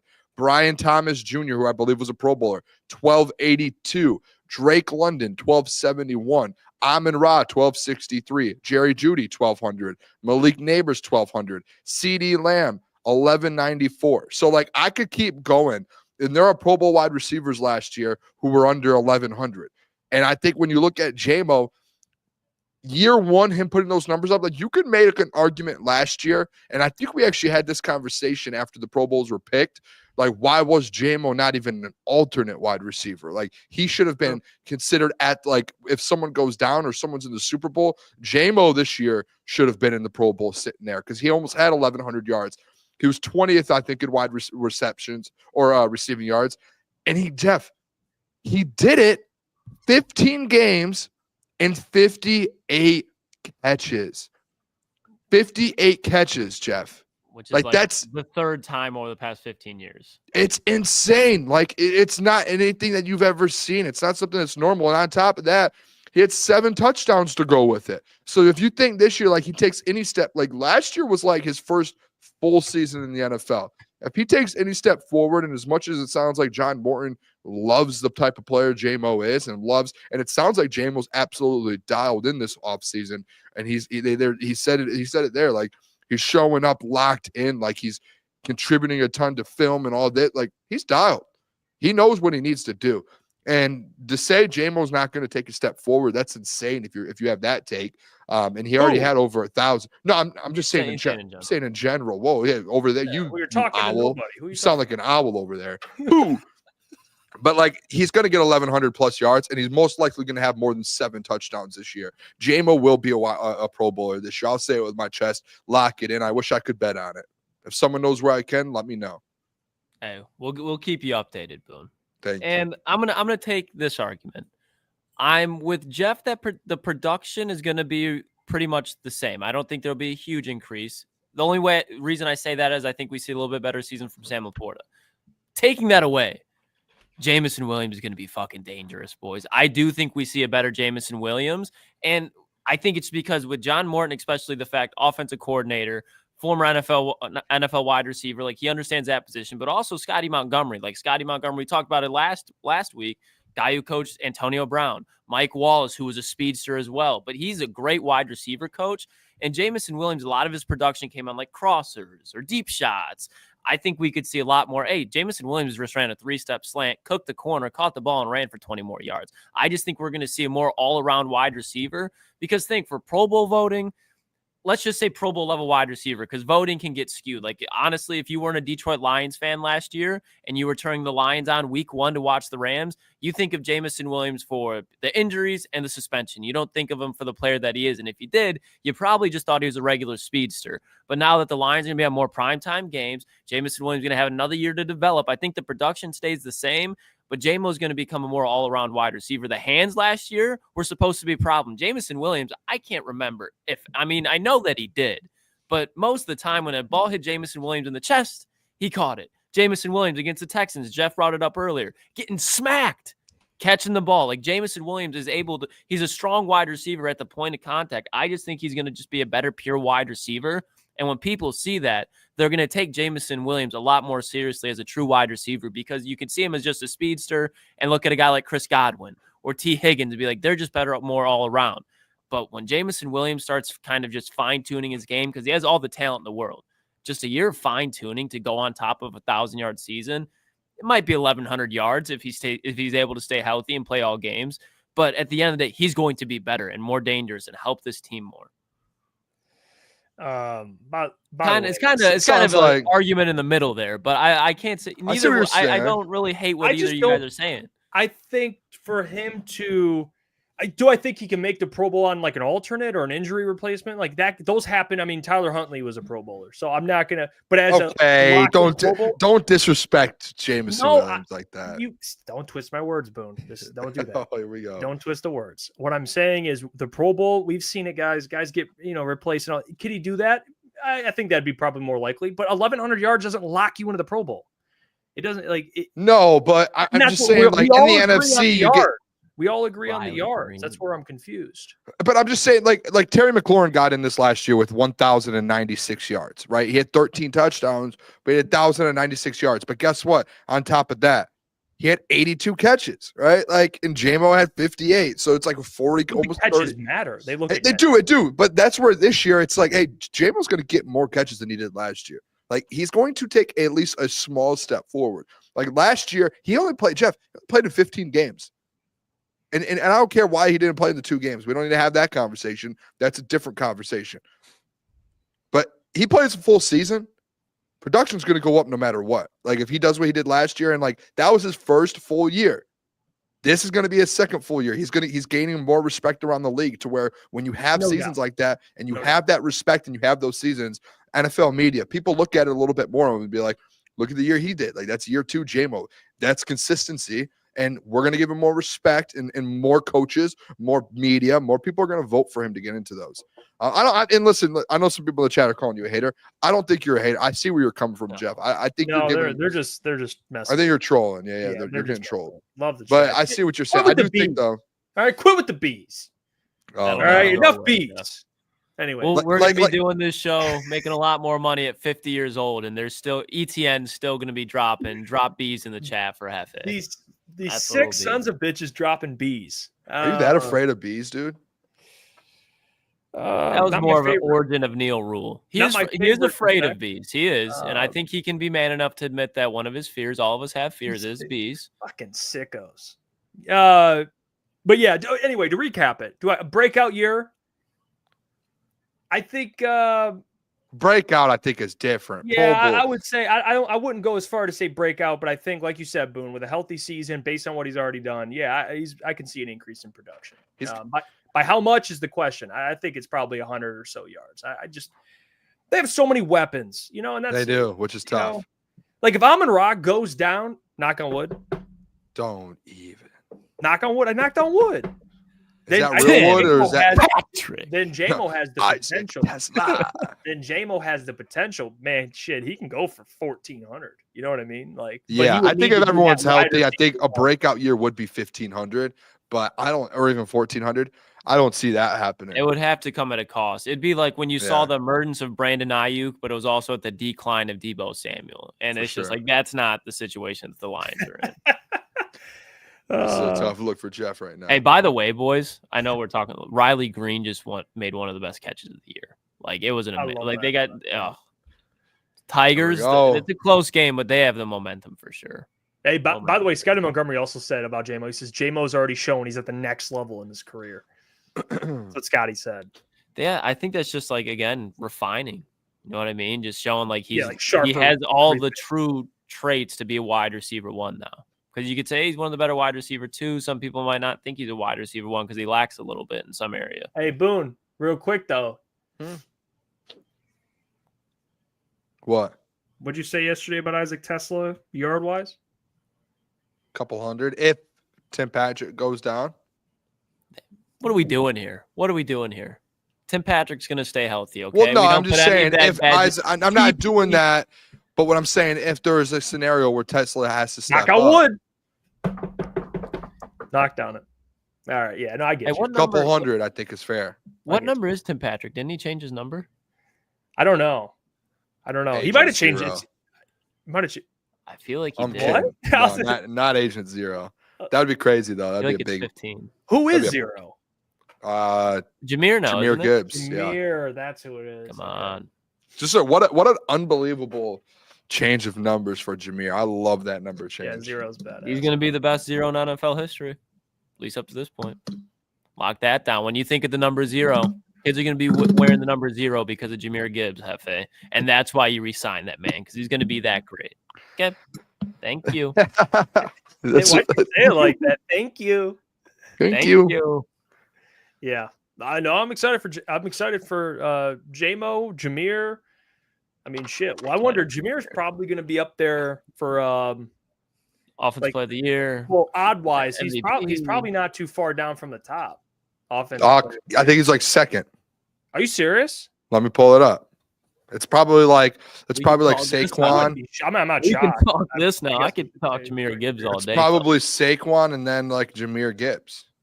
Yeah, maybe Jamar Chase. Damn. Justin Jefferson. Let's might do be in this. there. Can we play a game? I know we have a couple minutes here. We have time. Yeah, Let's do this. Let's do this. Who do you guys think MVP? Number 1, odds wise. Top 3. Let's do top 5. Top 5. Top 5. Okay, so Josh Allen, That's Lamar. number 2. Lamar. Yep. Oh, hold on. Let's rotate. You say Okay. something. Okay. What I'll do is you guys get a chance to rotate back and forth, Whoever and gets closest. I'll tell you the number they are on the list. So, Klotz, you got the number 2. You got Josh Allen. Okay. Jeff? Sorry, you said Josh Allen already. Lamar's number 1 on the list. I mean, So I that's got 1 and 2. I feel like there's an obvious one that's just on here. It's Pat Mahomes. He's number 3. Yeah, he's on here every year. So Joe Burrow. He's number 4. Jaden Daniels. 5. Oh, you just took his. That was he kind of just went back to back there. I can't do anything about that. you got it right, so I'll do that. Yeah, that's the top 5 for MVP. Let's do this now. Sorry, Jeff. Go ahead. Defensive player of the year. This is all per FanDuel. Defensive player of the year, top 5. Let me get the layup, Klotz. Aiden Hutchinson. He is number 3. There you go. Micah. 1, Myles Garrett. 2. TJ Watt. He is 4. Oh, I know it. No, go ahead. Go ahead, Fa. Wow. Ooh, I'm getting confused with somebody else, but I think I know this one, and I like it. Like I'm gonna put some money on this on number 5, if it's who I'm thinking. I want to go DB. I want to go like Pat Surtain. Who's yours, Klotz? Will Anderson. Both wrong. Nick Bosa. Wrong. Max Crosby. Okay. Will Anderson's right behind Max Crosby, though. I think What that's else? who's going to give here we Hutch go. the biggest run for his money for Defensive Player of the Year. Will Anderson. Offensive player of the year. Go ahead. Who are the 5? Oh, Jamar Chase. Easy one. Number 2. He's number 2. Saquon. Number 1. Jameer. Number 3 on the list. Come on now. 3rd best odds. But it's crazy because Saquon is plus 550. Jameer's plus 1,200. It's like a big drop off. Chad, get JJ. Justin Jefferson is 5. Who do you guys think 4 is? This is a big one for Jamar. me, boys. Oh, we already said Jamar. Jamar's 2. AG's Burner said Henry. Derrick Henry. You guys have to I guess, yeah, Oh, it's Derrick Henry. yeah. Jeff, come on. Hey, shout out to chat. He's phoning a friend. Yeah, you better not do this when we play trivia tonight. No, I'm excited for this, boys. What about Coach of the Year? This is fun. I kind of enjoy this. Coach of the Year. Dan Quinn. No, not top 5. Really? No. I got one. Go ahead. Go ahead, Few. Dan Quinn's at the bottom. He's one of the bottom. What? I missed it. I missed whatever happened. No, now I don't want to go because now it seems like you're letting me go. Go ahead. Hey, Klotz. Hey, you gonna like this one? Jonathan Gannon. No. Why didn't you say your... Where did Jonathan Gannon come from? Jonathan Gannon for value. He's going for value. Jim Harbaugh, Booner. Jim Harbaugh. No. Vrabel. You guys got to think outside the clock or the box Vrabel? a little bit here. Mike Vrabel, number 2. Okay, good. Ben Johnson. Number 1 at plus 650. Listen, Ben Johnson is plus 650. There is a massive drop off, and Mike Vrabel's plus 1,000 with number 2. It's like a 400 odds Dude, different. I can't wait just for the. It's like everybody has a hard on for the Bears right now, and around week 8, this thing. Welcome to my life 2 years ago, Klotz. And you're gonna need some blue chew to get it back up. I'm glad you've switched spots from 2 years ago. Who else you guys seen? We have Ben Johnson 1, Mike Vrabel 2. Cohen. Number 3. Wait, who? 2 more. Liam Cohen. Said Liam Cohen, number 3 overall. So number 4.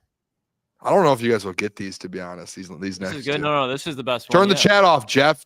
You cheater. No. Can we after Jeff does this because it'll probably be like, oh yeah, it's a good one. Mike McDonald. I saw someone in the chat do it. And I Jeff just says guessed it. that. No, I was looking at him. Give me that one. Give me that one. I guessed that. Okay, 4. I guessed that. I didn't even look at the chat.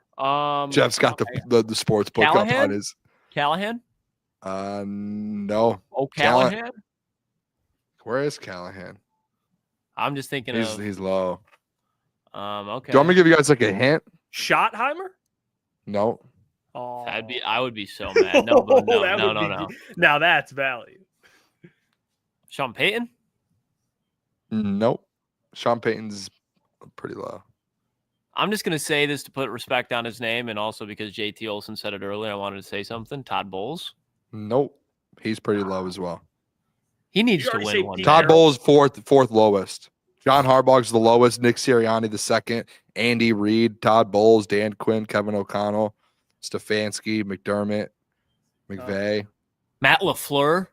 No. Let me know when you want a hint.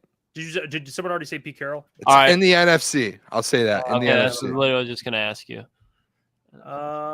Raheem Morris? No. Oh man, I really thought that might have been it. Not gonna lie. In the NFC, I don't know. It's crazy. Are the Panthers in the NFC? Yeah, They are. Yeah. I think I said Canales. Oh, you already said Canales. You didn't say Canales. Oh no way. It's Dave Canales. Oh.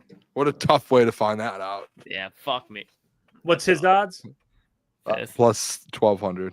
And then Pete Carroll's after him. Hey, shout out Canales. I like him, man. Yeah. Xavier They're building something Xavier over there. Legette, year 2. Watch out. T-Mac? T-Mac. Like, you don't even mention T-Mac. Like, what happened to you? Can we It not? is Hey, well, crazy, let's not act like dude. Xavier 180. Xavier Legette is my guy. Okay, that was like my. Oh, it's fair. Hey, they're both your guys. No, Jeff, no, we've stated going forward, if T-Mac ends up being a Hall of Famer, that is not on the list of names that Klotz gets to call that you called. officially that's cannot fair. claim. He will You be cannot. Michael Pittman. You switched on him so fast. I've never seen. You saw Steve Smith be like, "Nope, he's not good," and then you went, "Nope, not good." No, I said at the no. combine. It started at the combine when I watched Matthew Golden. I was like, and I went back and watched Matthew Golden film. Not because You can, hey, you can say, "Hey, I love Steve Smith." Steve Smith. Did I not look at you? You did. No, you did. I'm not denying that. You said he's gonna be good. Matthew's just the best. But you did the Michael Pittman. I just don't know if that one, like, it just doesn't sit right. Do you realize Michael Pittman's been having like 1,000 yards with good. Anthony Richardson, Joe Flacco? He's good. But Alex Smith-esque, Jeff. or Andy Dalton. Yeah. Sorry. No, that's like his Andy Dalton comp. He throws it at every big receiver now. That's not true. Any 1,000-yard receiver is just Pittman. Pittman's good. Who else is like comp to Michael Pittman? Everyone. People call T-Mac Drake London. I don't think he's that. Let me guess. I think Drake London coming out. You probably said Michael Pittman. No, I honestly, I was how I am. No, listen, this is perfect because I was how I am right now with Garrett Wilson and Drake London. I thought Garrett Wilson. I liked Drake London. I thought Garrett Wilson was going to be better. Oh, okay. Well, that's actually not a bad. Yeah. I'm not going to say Obviously, a little biased because Garrett Wilson. But Garrett Wilson was 1,000 times better than Matthew Golden in college, though. Oh yeah. I'm just saying, and Drake London is better than T-Mac, but those were the top two guys in that draft. All right, you know what? Let's get to it. We got trivia today. Yeah. Me and Boone got a battle. I gotta go get my paper. I'm up one game. Pen and paper. Get your pen and paper. I think I don't even know what this is. I think I took the lead last week. Me and Boone battled to the end. You did. Boone missed a layup, I think, and then it ended up biting him in the ass. What was it? I can't remember what it was now. Yeah, it was tough though. It was tough. Let me get. But we got our host, Lukas Klotz. Welcome back, everyone, to Crunch Time Trivia. Booner again is not at his seat, so we will have to start this show soon, but not yet because he forgot his pen and paper. But Hefe, while I have you, today's trivia, Hefe in chat, is NBA lottery and NBA draft, mainly number one overall pick trivia on Crunch Time Sports. As we just talked about, we're going to a game of 7 series of trivia. Then we'll probably do another best of 7, game of 7. Hefe leads 3-2. We're going 2-7. This isn't the game on the line. We're going first to 7. But Boone, NBA first to 7. Draft, yep, first to 7. For what? In the series, and then maybe we'll go to another series. But as of right now, it sits 3-2. NBA lottery and draft trivia, mainly number one picks. Couple sprinkled in that aren't. But the lottery being up, with the NBA officially being rigged, to your point, Boone, we're going to do a little trivia on it. I don't like this first to 7 thing, by the way, when this guy's already at 3. Boone, it's 2-7. It's not like an NBA Finals where if he gets to 4, he wins. That's what it's like. Best. I just think. All right, yeah, fair enough. And maybe we switch it up. Maybe one of you guys host, or we run it right back with another series. But we can't just be like, hey, first to 50. You know, there's got to be a title. There's got to be a title. We have until the start of football season. Do this. The winner or the loser has to host, I guess. The winner decides. The winner runs it back. I'm not going to lie. I don't want to take the responsibility of hosting trivia. Well, you better win. Well, then you better win. I'm being honest. You better win, bro. I have segments that I like to do. Hosting trivia would be one that I'm out on. I'll host the next trivia. I like it. Last time I checked, I'm the commissioner of this thing, okay? Best of 7. My job. Winner gets a pizza paid for by the loser, and then the winner decides if they host or don't host. That's what's on the line.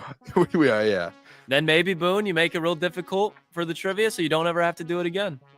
You get that experience. Yeah, you get every season 2 of Crunch Time Trivia. At the end of the season, does someone want to chug Kool-Aid for me for my Kool-Aid segment? Well, this isn't. Question number 1. Jeff Boone, you ready? Let's do it. I'm trying to get in Jeff's head right now. You know what? I wanted to do this instead. Let me I want to go reverse. Pause. Move this from the studio. Present this here. All right, fellas. Question number 1. All right, here we go. Which one of these NBA teams are tied with the Cavs, the Cleveland Cavaliers, for the most number 1 overall picks in NBA history? Not the best, not the worst, the most. This team and the Cavs are tied for the most in NBA no clue. history. Zero clue. Hey, chat off, Boone. Oh, yeah. My bad.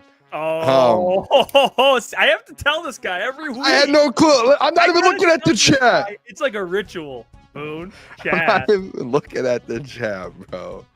The chat is off. This one's kind of tough. I mean, off the rip. I'm between 2 teams right now. Yeah, I'm going. I might try and get a little aggressive. This is like a 4th down call for me. I think I might have to get a little aggressive, where I got to make plays. Okay. I'm up a game.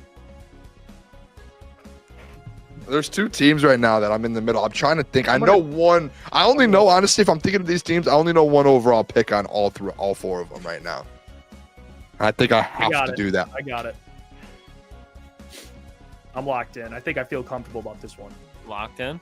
Klotz, you're going to look at this and say, wow, this guy knows ball. That's what you're going to say after you see my answer. Yeah, I don't know if I had this, but I put the only number one overall pick out of these four teams, I wrote down the player as well. All right.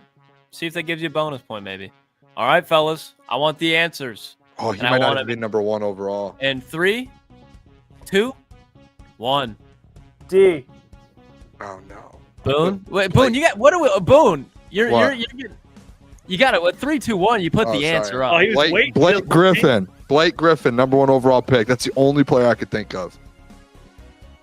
Fellas, both of you are wrong. The answer is A, the Washington Who have the Wizards got? The Wizards in 1953 drafted Ray Felix. In 1954, Frank Selvey.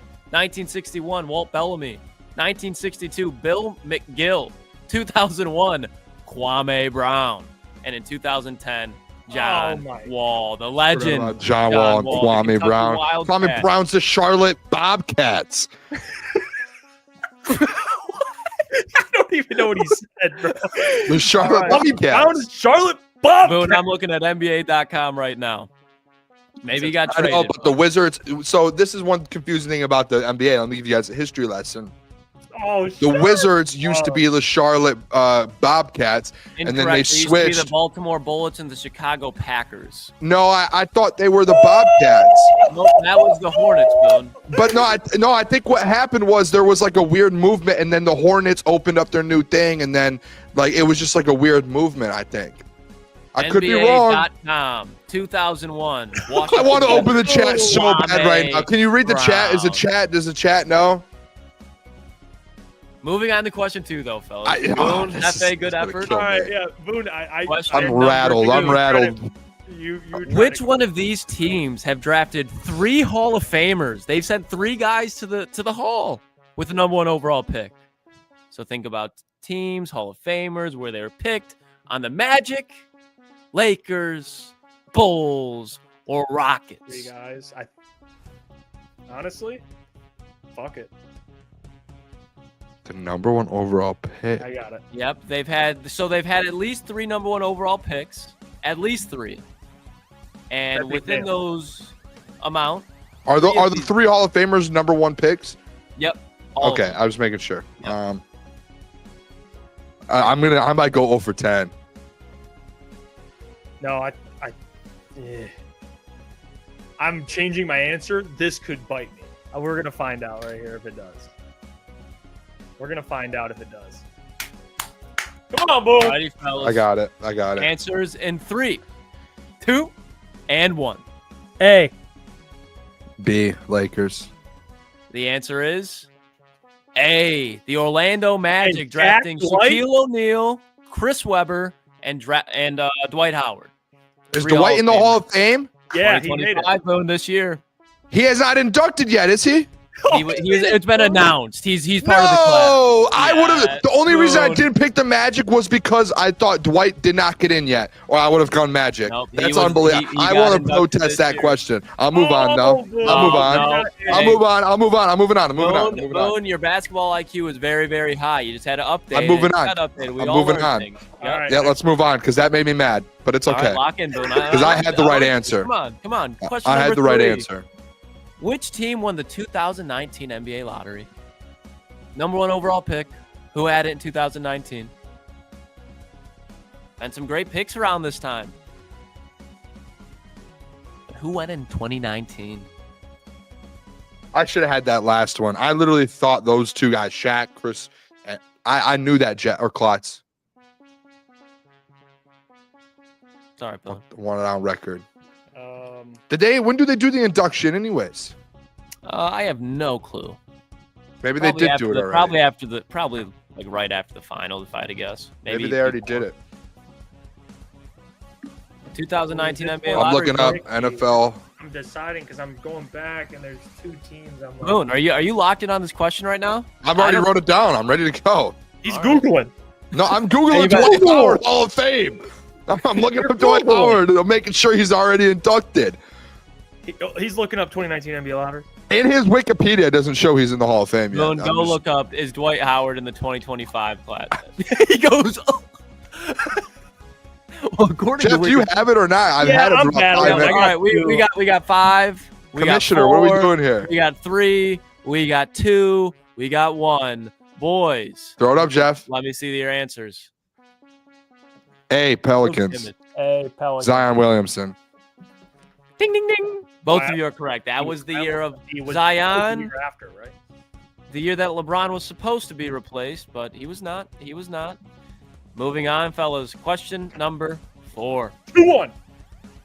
Which one of these teams have never held the first overall pick in the NBA draft? So there's been how many drafts in NBA history? How many ping pong balls have fell? Well, which one has not fallen for the first overall pick for this team? There's a couple, but only one are listed in here. There's one that has never, and the rest of them had at least 1, 2, 3, 4. A, the Charlotte Hornets, going back to the Bobcats as well.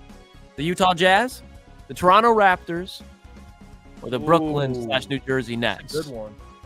Which one of these teams have never had a first overall pick? Yeah, I think no. Which one is it, boys? I'm going with my heart or my brain. Whatever came to my mind right away, I'm going with it. Yeah, that's kind of what I got to do here. I'm deciding between 2. Then your brain didn't pick. Well, one got it. came, then another one popped in there. I just go with the one that. I'm not going to say it. All righty, boys. Pause. Answers in 3, 2, and 1. C. Toronto Raptors. Didn't Chris Paul go number 1 overall to the Hornets? The answer is B, the Utah Jazz. This Raptors took Andrew Bargnani. That's who they I don't even know who that is. Who did the Hornets or Chris Paul? Who are the Nets? Do you know, Klotz? I can look for you right I wonder who now. they were. I almost picked the Jazz, but I'm like, there's no way. The Nets were Derek Coleman in 1990 and Kenyon Martin in 2000. Kenyon Martin.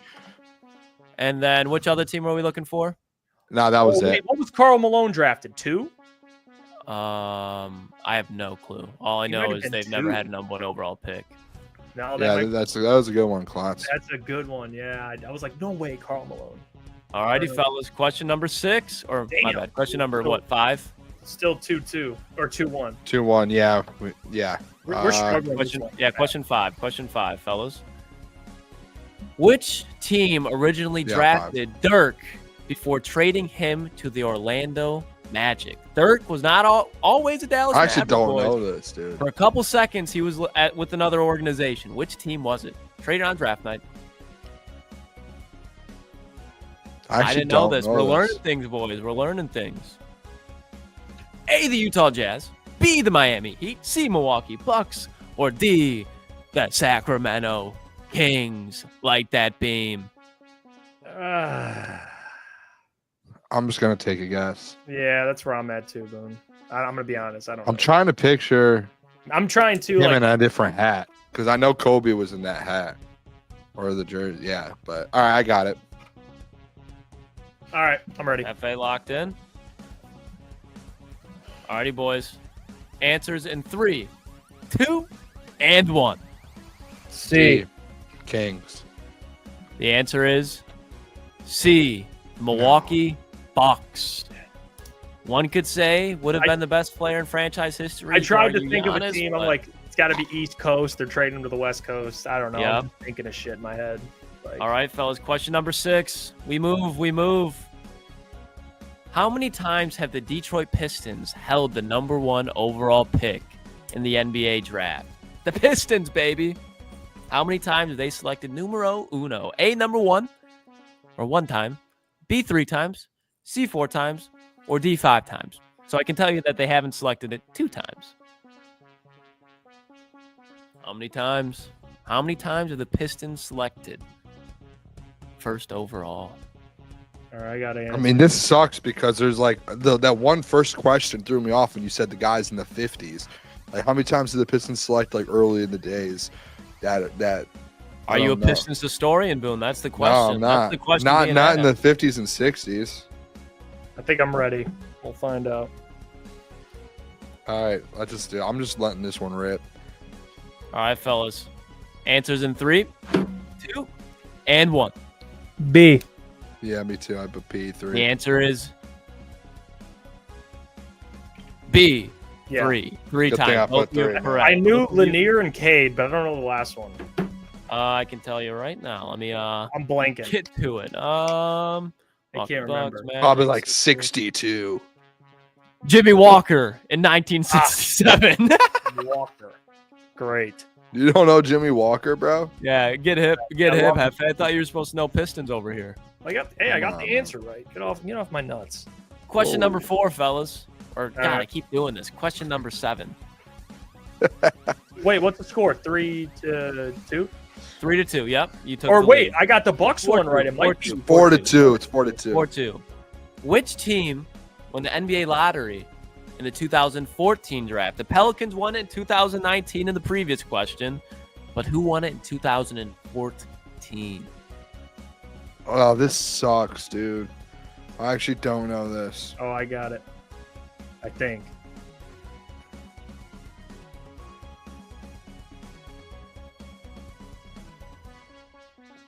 I'm writing the player down, too. Do I get an extra point if I write the player down? Oh, no. I don't think I could do that. I'm just asking the commish, man. That's all. Hefe, that's up to you. If you write your player down as well, maybe there could be some points on the line here. Maybe you could expand your lead. Maybe one of you guys get the correct team, but not the I'm correct between player. 2 right now, and I can't think of it. Oh, no, I'm locked in. That player's too old. All right. All right, Good to go. boys. Are we writing down players' names or no? I Just stick did. with the letter. Hefe, are you writing down a player name? If not, we won't do it. No, I'm not. All right. Soft. Players' names will not be bonus points. Soft. Answers in 3, 2, and 1. B. Oh, wait. B. Well, Boone, good thing we didn't do player for bonus point because the correct answer is A, the Anthony Cleveland Bennett. Cavaliers with Andrew Wiggins. Oh! Andrew Wiggins. Because they Kevin Love. took Anthony Bennett the year before and were so bad that they had it the year after and took So a good good. player in Andrew Yeah, Wiggins. that's I true. could not Ooh, figure out boy. the timeline. And for a second, I almost did Wizards with John Wall, but then I realized John Wall played in the league for a while, and that would have Yep. only been like 11 years ago. Yep. All right, boys. Question number 8. 4-3. Which pick was Chris Paul selected with in the 2005 NBA draft? Chris Paul, A first, B second, C third, or D fourth? So he's a top 4 pick, boys. Where did he fall in between? Chris Paul, NBA Hall of Famer, locked to be one of the best ever. He never won a ring, did he? One of the best ever to never win a I ring. actually don't know where Chris Paul got selected. And I know I'm about to be wrong. I'm so dumb what I just wrote down. I And just wrote down you my even letter. asked it earlier, Boone. I wrote down my letter, and then I wrote Chris Paul instead of the answer. Yeah, I don't know. All right, I'm good to go. I'm just going for it. All right, boys. Answers in 3, 2, and 1. First overall. C. The answer is D, 4th I have no overall. And I can give you the players in front of him. Andrew Bogut out of Utah to the Milwaukee Bucks. Marvin Williams out of UNC to the Atlanta Hawks. Darren Williams, great player. Out of Great Illinois, player. one of the Utah Jazz. All right, fellas. 2 Jeff more. is up by 1, but there's 2 questions left. Booner, you can tie and get to the bonus question here. Okay, you can. There's still a lot of gaming left for you. Question number 9, though. Question number 9. Who drafted LaMarcus Aldridge in 2006, but then traded him to the Portland Trail Blazers? Same thing as the dirt question, but with LaMarcus Aldridge. Great player, too. He wasn't originally a Blazer, boys. Who drafted LaMarcus Aldridge?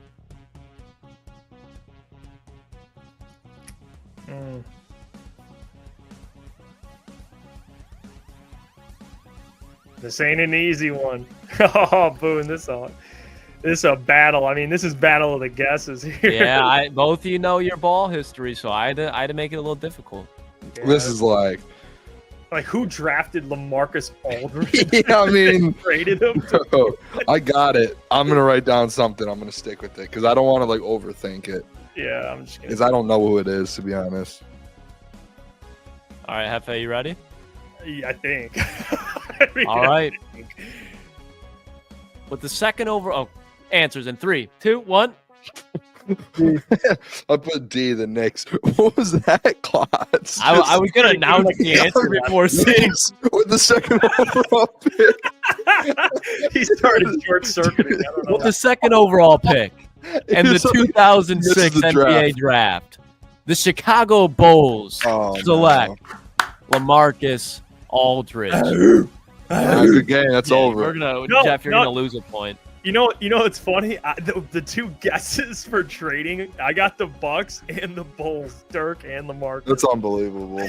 That's insane. That's unbelievable. I'm saying it would be awareness. This is the last question. Just all right. I don't know if that's not awareness. That might just be just straight luck. Question number 10, boys. Yao Ming was selected first overall in 2002. Who went second overall behind Yao? Second overall. 2002 was a great Were you in a draft. team? No, because that no, you know. Well, I don't know. Do you guys know where Carlos Boozer and Caron Butler were drafted to? Honest. I know where 3 of these guys. The game's decided, Hefe. The game's decided. I will. Okay, because it honestly is in play for all of them. The Chicago Bulls. Oh, I know it. Yeah, this is... Can I just say it? No, I'm not breaking protocol. We should make this worth double, Hefe, you willing to wager? just to have a little fun. What am I? I'm up 2. Yep. You're up 2. We should make it Boom double. can tie it. Double? Boom can tie it. You're not Yeah. losing, but he's tying. So what does We that should mean? make it just double to where if I get it right and you get it wrong, then we go to overtime. Yeah. You have Why the can't cojones. Why can't I? Why would it be smart for me to just take the win? I mean, are you a fun? Either way, You're a if you're competitor? confident, it should be smart either way. How Yeah, if you confident know are who this you? is, who drafted? Fine. Just do it. All right, double points. Here we go. Double points. Hefe, you got your answer? Yep. Answers in 3, 2, and 1. D. J. Will. D. J. Will. He got it. It is Jay Williams. Come on, I thought you were gonna go. I thought the reason I set that up, I thought you were gonna go Carlos Boozer to the Bulls. No, Jay Will. Had the motorcycle accident. Never won Yeah. the game. Yeah. He was supposed to be the Caron savior. Butler played for the Bulls too, didn't he? Might have. I think he got drafted by the Clippers, didn't he, Ron? I can tell you right now. Or the Wizards, maybe. I don't know. Carlos Boozer. Caron Butler went to Miami, 14th overall. Oh, okay. Carlos Boozer. I want to say he went to the Jazz. That was fun. Cron played with Dwayne Wade. And then I don't know where. I just remember the Jay Williams because I know kind of like his Cleveland. story. Yeah, that whole story was Carlos Boozer went to crazy. Cleveland. Yeah. Good game though, fellas. Hefe up 4-2. We move next week. Figure out what it will be. I don't know yet. Drop some ideas in the chat if you want. Yeah, the Dirk Nowitzki and LaMarcus Aldridge question ruined everything, kind of. I mean, that was not ruined, but that was the big pendulum swing in my direction. It was. I mean, that was really just like a lucky guess, both of them. And it's okay. That was like the cap. 35-foot heave. I got some right that you did it. Those two. That's it. Just those two. You the one you got upset with. You had to Google because you didn't know the Magic had. That I had. I knew that. But the only reason I didn't answer it, the Magic was my guess, or my. I was like, it's the Magic, and then in my head I go, but Dwight is not in the Hall of Fame yet. He is not. Which, if you look it up, technically he is not in the Hall of Fame yet. So then I said, all right, the next one I think that would be close. Magic. Shaq was a number 1 overall pick that played for the Lakers, so that was what I thought. And I was like, I'm guessing there was another. The next closest, I believe, was the Rockets. Boone. They had Hakeem, and I think they had one. Yeah. Yeah. See, I almost went Rockets, but then I was like, no, I just know. Yeah, If I knew we were counting a player that did not get inducted yet, I would have picked the Magic. Stop it, Boone. This Stop. guy, I mean, it's just didn't bring it today, Boone. No, that's fine. Yeah, hey, listen. You're like I'm trying to think of a coach. You're not JB bitching about the refs because that was legitimate, but you're like one of those coaches I after the game blaming the refs at the press conference. I'm Scott Fizdale. Show me the data. Show me the data. I'll send you the link. NBA.com, Boone. Coming your way. I will petition that one question. Earnings right now? Oh, for the Tigers. Fuck, we missed it. Oh yeah. You know what kind of sucked earlier? Did they win? 6. No, 6, I think it's top of the 10th right now.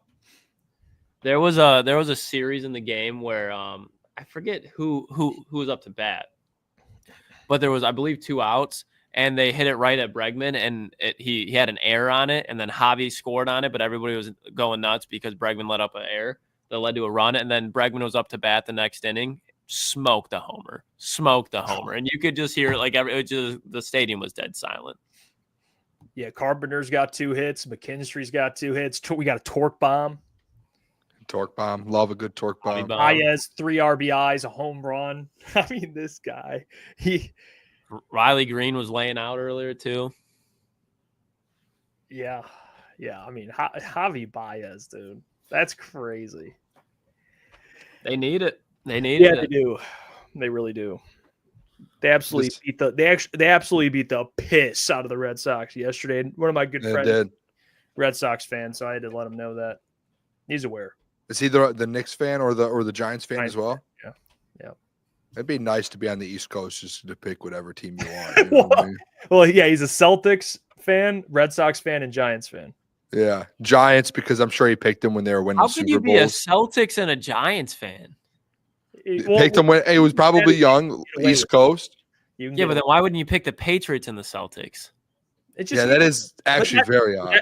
Hey, but at least give him that. He could have chose the Patriots. No, it's even like worse. That is very like odd. at that point, be a Giants and a Knicks fan. Like what are we doing here? Now, because then in basketball, you're clearly just bandwagoning. No, you suffered besides the 2 years. I think he's from Boston, is he not? Connecticut. So how are you not a Patriots fan? How'd you end up a Giants fan? Just because they were the team to beat the Patriots? You want to be Eli, different? The aura, Eli. Yeah, Eli is on the stand officially. What, Eli Manning? I thought you said your friend's name's Eli. No, his name's Sully. Sully's on the stand officially. There's some bisexual. I was confused for a second. Eli's on the Eli Manning. What did he do? What happened? Malik says up Mailbag, who are y'all's early Heisman candidates? Oh God, there's a couple. UCLA. Oh, easy. No, I'm just kidding. NFL offensive rookie of the year, defensive rookie of the year favorites. Also, crunch time. Kahoot win. I want to see if there's odds for the Heisman real quick. I think Boone. Bryce I'm Underwood. gonna let you say it first, so I don't steal your guy. Bryce Underwood. Okay, I say Cade Klubnik. Go ahead with your Bryce Underwood. Bryce combo. Underwood. Now I want to look at the odds real quick though. I'm interested. To actually I think see. Dante Moore. He definitely could. I mean, Oregon always has elite quarterback play. Arch Manning's favored. Oh, yeah. Garrett Nussmeier out of LSU's up there. Drew Aller's probably up there. Drew Aller's below Jeremiah Smith. Really? That's fair though. Yeah, I mean Jeremiah Smith, dude. Oh, he's got that. It's crazy that he was a true freshman last year. Like freshman, he's not like red shirt freshman year, like true freshman. And was 4th in the nation in receiving yards.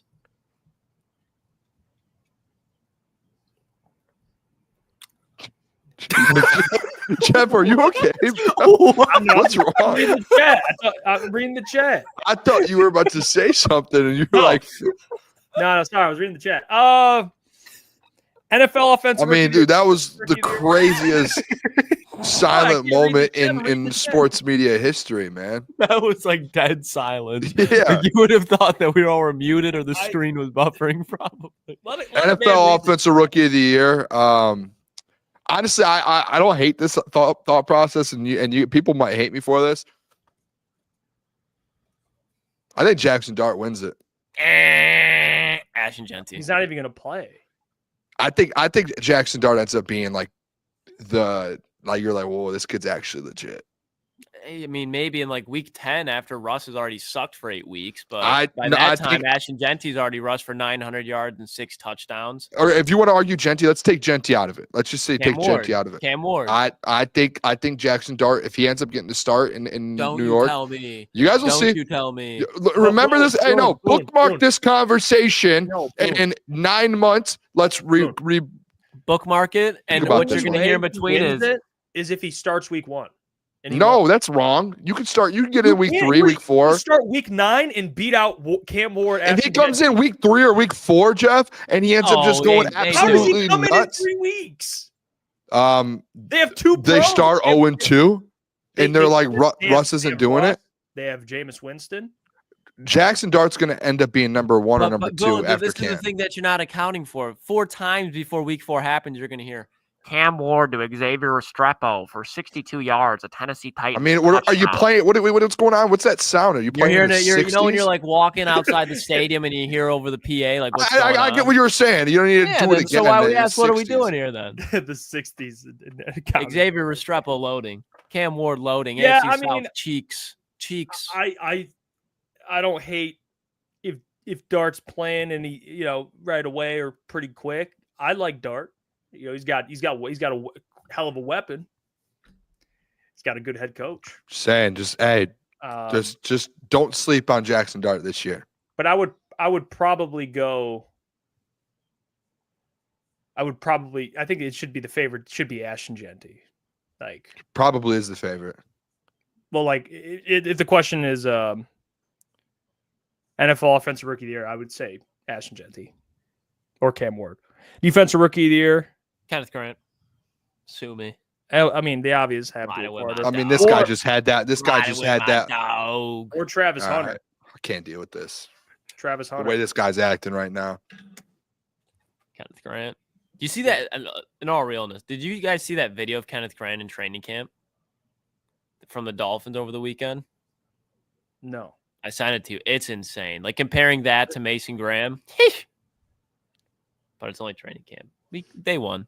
Yeah, did you see that video they put out? I was like, Mason Graham looks to be out of shape. Like, I mean, he was, but he's got a whole summer to get in shape. yeah. Low High says Mailbag. Lucas, are you from Ohio? Also, what made you a Detroit sports fan, Lucas? Yes, unfortunately, I am from Ohio, from Toledo, and just my pops, older brother's like 15 years older than me. We're all Lions fans, and I was forced to, as a child, watch Sean Hill, watch Dante Culpepper throw a football, and for some reason I liked it, and it stuck with me. And then I watched Kelvin Johnson. I was like, yeah, this shit's pretty cool. So, yep. Uh-huh. Yep. Mm-hmm. All right. Uh-huh. All right. I like that. I like that, Klotzy. Welcome. Welcome, nephew. I've been here. I've been here. Mailbag. Would you guys try to make a trip to one away game this year? Have fans meet up there? Cincy, Bears, Packers. Second question: which team will have the best schedule? Video tomorrow. Wait, the Chargers. would you guys try to make? Second question. I forgot about the best schedule release videos. I forgot they do it's always those. the Chargers. Yeah. Chargers crush every year, so they're probably the favorite right now. Do you think the Lions last year? The Lions was like, Boston. It was good. It was good. It was all right. They had, Boston won. Detroiters. No, they just homered. With 2 outs. But yeah, the away game, I mean, just depends. We obviously do. It's tough. We do content for game days. There's like a 5% chance of us going to an away game. Because you have to think in our minds how our brain works is if we go to an away game, we don't do our game day programming, which we only get 17 a year outside of the playoffs, it's so tough. it's not It like really is. It's missing tough. out on one of them is a big. Now, it's a hit. what we'll probably do is home games send out some of the boys, and they'll be at downtown hanging out. Can we do meetups where you see the guys before the game? Yeah, we can do something like that. Come on now. Downtown, especially Klotzy out on the streets exploring. Yeah, come tell Klotzy as terrible. I know where I'm at. Go up to Klotzy and lost. bad takes. You know what I mean? Relax. Tell him to chill on. I don't think I do know. You want to explain? Chill on his buddy Jeff. Just chill a little bit. Wait, what? What did I Jeff miss? Slander from Klotzy.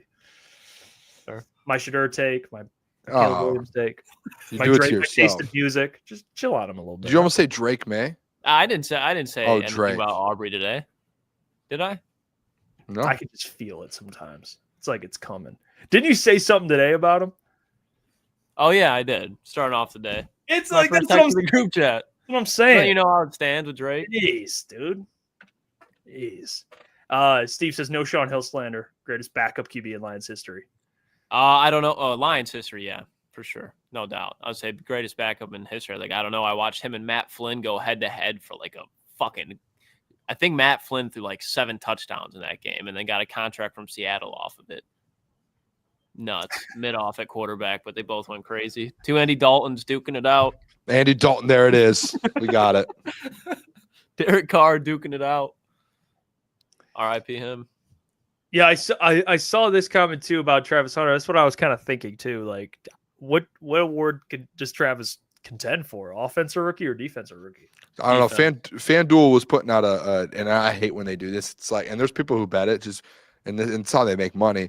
But they put out a bet where it was like for Travis Hunter or Travis Hunter to win Offensive Player of the Year and Defensive Player of the Year. It was like plus 15. I don't even know what it was, but they like put it out there as a special to like kind of rope people in. And I'm sure there are people who took it and it was just like, what are we doing here? Like, there's no way. Remember 0% this day, Booner. chance. Remember this day. There's no way he does. There's a FanDuel's 0% gonna chance. make you That look would like be a no. I'm fool. on Booner's side. That would be insane, dude. That's just That would be stealing people's money, dude. Yeah, that actually is kind of That's is all it as close is. to a robbery as you can get. I mean, It's You know like- how yeah, awesome and- it'd be? Think about being the guy that like gets to make up FanDuel's props. oh, that'd be sick. And, like you get the and I'm sure like the people who make it, like they get the profit of a certain percentage of like the bets placed. That would be an awesome job. Imagine just you're like, throwing hey, this Klotz, what do you creative. got for me today? And you're like, you should see this one. Kenneth Offensive Grant. rookie and defensive rookie. It's like, It's like, what? Klotz, I love that one. We're gonna get so much money off that. We're gonna people make so people much. putting their mortgages on it. You just see people's lives fall apart. They're getting in divorces because you decided to put a creative prop out there. Klotz gets 10% of every single Yeah. dollar. Klotz made. is like, hey, Jonathan and Columbus just put his mortgage on this one, dude. and then you're sitting there. He's now on crack. Yeah, it's like they're just the devil. That's crazy. I That's didn't even nuts, think about it, bro. honestly. There are dudes that just sit there and make They props. do that. I don't know if they use like just computers or what they do, but It's probably Grok. Who? Grok. You know that Twitter Grok AI is thing AI. they got? Hey, FanDuel go, hey Grok, give me a bet. Give me a wager. You know, you can ask the AI to help you with the props sometimes. You could say, hey. how often are they good right though? Well, you know what I mean? they won't throw props at you. I don't know about throwing props at you, but you can ask, like, what is this, the odds of this or something. He'll be like, well, Amon-Ra St. Brown has gotten 60-plus yards in 6 of the 9 games. I have asked Grok, like, give me a home run hitter for the day. And then they'll like go through and like look everything. And then it's just like, I didn't even try. I didn't even check if it worked, but Yeah, I mean, it is. we should do one for the golf this weekend, Jeff. Like, who wins? Give us the top 20, and we bet the top 20. Yeah. Tigers are in an absolute battle right now. Yeah, Forks man. up, It's only one out. We're gonna turn this last 5 minutes into a watch party for a second, boys. I don't know. Are you ahead of me, Klotz? I don't know how we'd be able to tell, but maybe on the pitch clock. Yeah, I didn't even think of that. Like, you know what I mean? Like, Yeah, the pitch clock. Let's go. Hell yeah, brother. I'll tell you when they're about to pitch. How many pitches is the guy at right now? He's at 9 for me. fucking on my Let me see. I'll turn it on. He's getting ready to pitch right now. Yeah. I'm tired, boys. He's about to pitch. Just through. Oh no, you're a By little the way, ahead. Malik, what the hell? Boys, you know what a Kahoot is? What the hell's a Kahoot? Yeah, bro. Kahoot, you never ran that up Yeah. in like high That school? was like Oh, high school. awesome. Yeah. No. The fuck? What's Kahoot? It's like I guess I could make a Kahoot. My God, I feel like I'm in junior high again or something. What the hell is Kahoot? Yeah, that It's like it's basically what we do with trivia, but it's like a website, and instead of like I'd be like 3, 2, 1, you guys would like pick a shape that represents like instead of ABC, it's like square. Look up Kahoot. Do a Kahoot. yeah, just look after it me. up. It's Rookie. Get out more. Torque up too. 2 hours. Clydes, don't say what happens because you're like 2 pitches ahead, I think. Could be wrong. You're a couple pitches ahead. Should we stay live? I mean, I don't care. I'm fine staying live. Hey, AG, that's the only Kahoot I know. That's the only Kahoot I know. I mean, this could go for another hour if they end up tying it up. Yeah, All right, I'm getting Unless it's a bomb right here. Yeah, let's do the torque at bat. All right, you're a couple pitches ahead. Hey, I got a Jersey Mike sub I'm about to eat. Wait, I actually don't think you're ahead. Come on. I might be ahead. I'm definitely ahead. I just got to the full count. Okay, yeah, I'm ahead. Yeah, what the fuck are we doing here then? That little grin.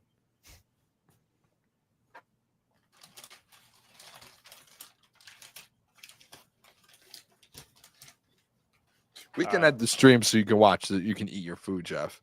No, I'm just looking at it, admiring it. Yeah, can you show the people what kind of sub we get? So I went to Damn. Jersey Mike's today. Yeah, that's what you said. It was Jersey Mike's. I got the Italian Mike's Way Okay. on Shout out Unc Gentry.